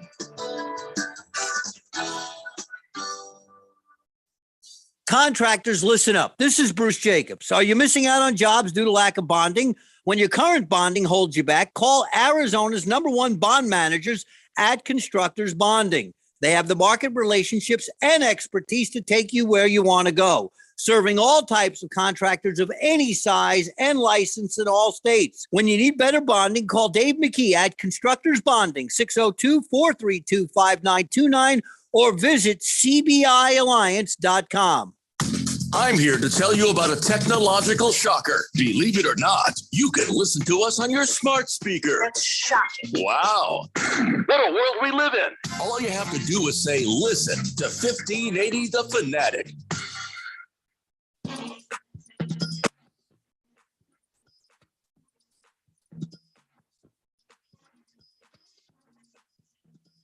I have made the bets that I had promised earlier. Now I am $6 into the Masters. May God have mercy on my bankroll. It's the Daily Blender here on 1580, The Fanatic. And let's clean up the text line and we'll go on to the next thing. Hefty Lefty says, Brett Favre needs to just not text things to anyone ever. Yeah. Remember the pictures? Who could forget the pictures? Ukla says, Euros. I have no idea where that came from, but I agree. Love me a nice Euro. You know how it works, Keon. Have you had Euros? You're downtown Tempe, so of course you had to have had some Euros. Yeah, I've had a couple. Yeah. Good stuff. Now, here's how you know you've had the good one. Whichever Euro you eat, you burp up the flavor the longest. That's the best Euro place. That's how you know you got the good stuff. Okay. That's how I judge every Euro place. I'm not even kidding right now. I'll eat the Euro and later I'll be like, oh, there it is. Second lunch. The longer it pops back on you, the better the Euro was. I guarantee you, using that technique, you will know the best Euro. Okay. Euro. Sorry. Blissel Hayes says, Brett Favre is now qualified to be a U.S. Senator. I think so. And smart enough, too. Just Tip says, Brett Favre, one of the AFC's greatest quarterbacks ever and New York City's best quarterback ever. Somehow I don't think that's true. What? Because Brett Favre was a Jet for I know, for like 3 seconds. Yeah. Bruno Baller says, so we need the Suns and the Spurs to win tonight, and the Lakers will be officially eliminated from the playoffs. I thought it was just the Suns beating them would be enough for that. Does something else need to happen, Keon? I thought that was it. Just the Suns, right? No. Well, no. They would need the Spurs to help officially kill them. Who are they playing tonight? The Spurs. The Spurs are playing the Nuggets. Ooh. So not great. Yeah, that may not happen. Berg says, all right, best place to go for a Euro. Go. Dude, this is not your Twitter feed. No. Which is fun. Yeah. Berg is constantly starting this kind of stuff on Twitter. Well, go ahead and start that up on Twitter, Berg. I'll join you here in about 15 minutes, man. By the way, Berg is a good follow. It's very good, interesting stuff on there. I don't know his Twitter handle right off the top of my head, but you can usually find him around out there with our stuff. Hey, maybe this is a good time to promote ourselves since we never do. Keon, you go first with your Twitter handle. I am at Sports Cloud on Twitter. Yeah, you're going to have to change it to I've never seen Three Amigos on Twitter. That might need to be it. Yep. So at Sports Cloud is Keon. Randy? Mm-hmm. At Radio Randy 777. There you go. And That's I'm Radio Pal 1580. No, so you that's forgot the our at. You forgot the ampersand. They know. At I think they know. Yeah, at Radio Pal 1580. Yeah, there you go. Lost Toby says whiskey for dinner sounds good. Whiskey for breakfast sounds even better. Hefty Lefty says the best gyro is if the meat is stacked on the spit and not preformed. So I know what you're talking about there, but I'll eat the preformed stuff just as well. That might even have more flavor. Hitting the Nut says, I know I've said constructor bonding did nothing to help me get out of jail when I called before, but can you guys get another bail bonds place on there now that I know that constructor bonding does something else? I'm in and out of that place a lot. It's a good point. No, constructors bonding is getting bonds for construction companies when they're doing jobs. Bail bonds is what Hitting the Nuts is looking for. So if somebody can suggest a good bail bonds place, we definitely should talk about that. Hey, look, I haven't heard this guy in a while. Screaming Eagle says, hey guys, go Suns and crush the Fakers. You might say, Doctor, burn in hell Lakers. Burn in hell. Lakers. Burn in hell, Lakers. Absolutely. Watch him turn around and win. Well, I hope not. We'll I don't even care. We'll turn this station over to something else. We'll just simulcast Money Radio tomorrow. I ain't doing a show if the Suns tune in tomorrow to learn how to make millions off your investments. Man. So Big George says the best Euros is Nick's Drive-In in Chicago. Okay, well, nobody's going there, George. We're not in Chicago, George. And I told you we're not doing this. Take it to the Twitter. You know what? Before we run out of time with all this Euro stuff, and now I'm hungry for Euros, it's time for On This Date in Big George's sports history. Back in the year 1984, Kareem Abdul-Jabbar of the Los Angeles Fakers broke Will Chamberlain's 11-year-old NBA record of 31,419 career points when he poured in 22 against the Mormons of the Utah Jazz in Las Vegas, Nevada. Wait, what? Why were they playing in Nevada? No. Hey, George, is that right? I'm sorry, they screwed everything up there because it says they played the Jazz in Las Vegas. Exhibition game? But it was today. It wouldn't be an exhibition game in April. Anyways, so now I'm all off my game. I don't even know what to think. It's messing me up. I thought the Lakers were playing us today. No, this is back in 1984. But this is on this date in history, April 5th. Oh, I see. So Jabbar retired in 88 with 38,387 points. Maybe he had a condo in Vegas. And well, I don't think they're going to play in his parking lot. Maybe. George, we need more background on this. What the hell were they doing in Vegas? Was it the Mormons are like, sorry, you can have the team from here, but you can't play here. Not on a Sunday. I could see that. Yeah. Oh, crap. Now I'm hungry for Chick-fil-A. I want a Euro and I want a box of Chick-fil-A. Bruno Baller says, give it time and any popular eating establishment in Chicago will open a franchise here in the Valley. True statement. Just Tip says, Keon, have you been to the mom and pop El Pollo Supremo at the university near the train tracks? Or are you going to eat there when you watch Three Amigos? No, I haven't been there. So no, I'll check it out. See, El Pollo Supremo, I've not heard of, but I have heard of El Pollo Loco. And that is a hit and miss, pretty good to pretty horrific kind of place to eat. It's a chain though. El Pollo chain-ish. chain-ish. Well, It's like a regional chain. No, it's like a chain. Yeah. Hitting the Nut says the Phoenicia and Gilbert's the best I've had, and it's close to that jail I frequently visit, says Hitting the Nuts. All right, I told you guys I don't want to do best heroes right now. We hardly have any show left to do here. So, I mean, if that's what you want to do with our time, talk about that. But I wanted to ask Randy what he thought of this signing of Stephen Anderson, the tight end, to his Arizona Cardinals. Who? Exactly. He's going to be your number 3 tight end behind Zach Ertz and Mac Williams, it looks like. This guy comes from the Chargers. He played for 3 years and took a lot of special team snaps. Boy. Yeah. Listen, man, I'm just saying it. You got a guy. Okay. You got a guy. Nito. Yay for the who do I root for? Listen, hey, Cardinals, yay! In his 12 starts, okay? Oh, yeah, 12. Yeah, nice. He has 60 receptions for 706 yards. So can we move on? Can we talk about something else? He's not that bad. I'm trying to say it's a positive, man. Pretty productive for how much he's played. When he gets a chance, he makes it count. Is there another scandal out from Washington? We could talk about the Commandos. Here's the scandal, and I remember one of the is something going on Schefter or the other guy. Colts. He brought up the point that the Saints signing Taco Charlton on a Monday was stupid. They should have signed him on Taco Tuesday. Yeah. But the Saints now have Taco Charlton, who, by the way, the only thing he's really contributed is a cool name. He hasn't really done that great since he's been in the league. He's okay. Yeah, he's. Does he make tacos in the locker room there? Oh, this guy tried to get ad campaigns and stuff, but he's not good enough to really be a Taco Bell guy. He gets like a little regional taco place. If my name was Taco Randy, I'm having a damn taco truck. I'm having a food truck. Yeah, Taco Randy. I'm making all sorts of cash on the name. You know what I'm saying? This guy's tried, but his play has not lived up to what it would need to be.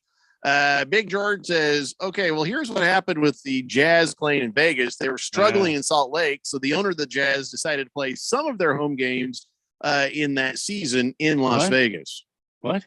Yeah, I guess they actually play some games in Las Vegas. I don't know what they were thinking. I can't believe that the NBA let them, but it wasn't a bad season. The owner needed to have some Vegas. He was trying to get attention. Attention. There you go. Lost Toby says Cardinals signed new water boy too, by the way. Randy would be more excited about that. King Kitten says it's Taco Tuesday. Yeah, we know. It is. Yep. Hefty says, which is better taco? Taco Fall or Taco Charlton? Taco Charlton. Taco Fall doesn't ever play. Taco Bell. Yeah, I think Taco Bell. Yeah. Just a tip says El Pollo Supremo is owned by the same family in the same building, using the same grill and the same wood for the grill for the past 35 years. Maybe they need some new wood. Boomer Sooner says, guys, what kind of taco should I get for Taco Tuesday? The folding kind? Don't matter. As long as it's called a taco. Like a soft taco or a crunchy taco? Yes. That's my answer. I don't care. Soft taco, I'll eat it. Crunchy taco, love it. I had some machaca tacos about a week ago. Some what? Machaca. Is that a little shredded? That's beef. a little monkey from Lost in the no. Shredded beef. And then the Slee Stack show up. No. The Slee Stack. Land of the Lost. No. That's it. You're thinking Battlestar Galactica. That's Land of the Lost. Shredded beef. Yeah, I do like that. That sounds good. Everybody likes shredded beef. Sure. Hefty Lefty says, how about an Arby's taco? You shut your horse mouth. Arby's? What? They don't even be making tacos. No. It's not stopping them. Lost Toby says Blake Bortles is still in the league, just so you know. I try to forget all the time. You know who's not in the league right now? It's kind of a surprise. Rob Gronkowski says he's not ready to commit to the game of football right now. So, I mean, no contract. I don't know if Brady's going to shame him into, working out and getting his ass back in the field, but I think he's done. Yeah, even though he played well the last couple of seasons, nagging injuries the whole way through still, and this is a guy that's had one of the worst ACL tears I think I've ever seen. And it's because of his size. He's such a big person to bring down. Guys try to hit him in his legs, and I don't know how many more of those seasons he has left. And the spirit is willing, but the body is weak, as they say, because he was talking to some people and said, yeah, I was at a charity event and I was avoiding people throwing balls to me, he says, because I knew if I started catching some passes, my head would have started turning like, oh my God, I got to get back out on the field. And he says, but right now I'm not ready to get out on the field, and I'm not ready to commit to that right now. So yeah, it's funny because it's the same reason I try to stay off the stand-up stage, because if I go up there and I start doing my thing, you will never see me again. And I will be on the road doing it again. And that's just a fact. And I don't want to travel. Although if I were going to travel, this would be the time now to do it, because all the internet and the satellite radio and the phones, you're never really disconnected from people. That was the worst part when I did it back in the 80s. Well, absolute disconnection except for 1 hour doing the show. But then you would miss all of this, Jeffrey. Uh-huh.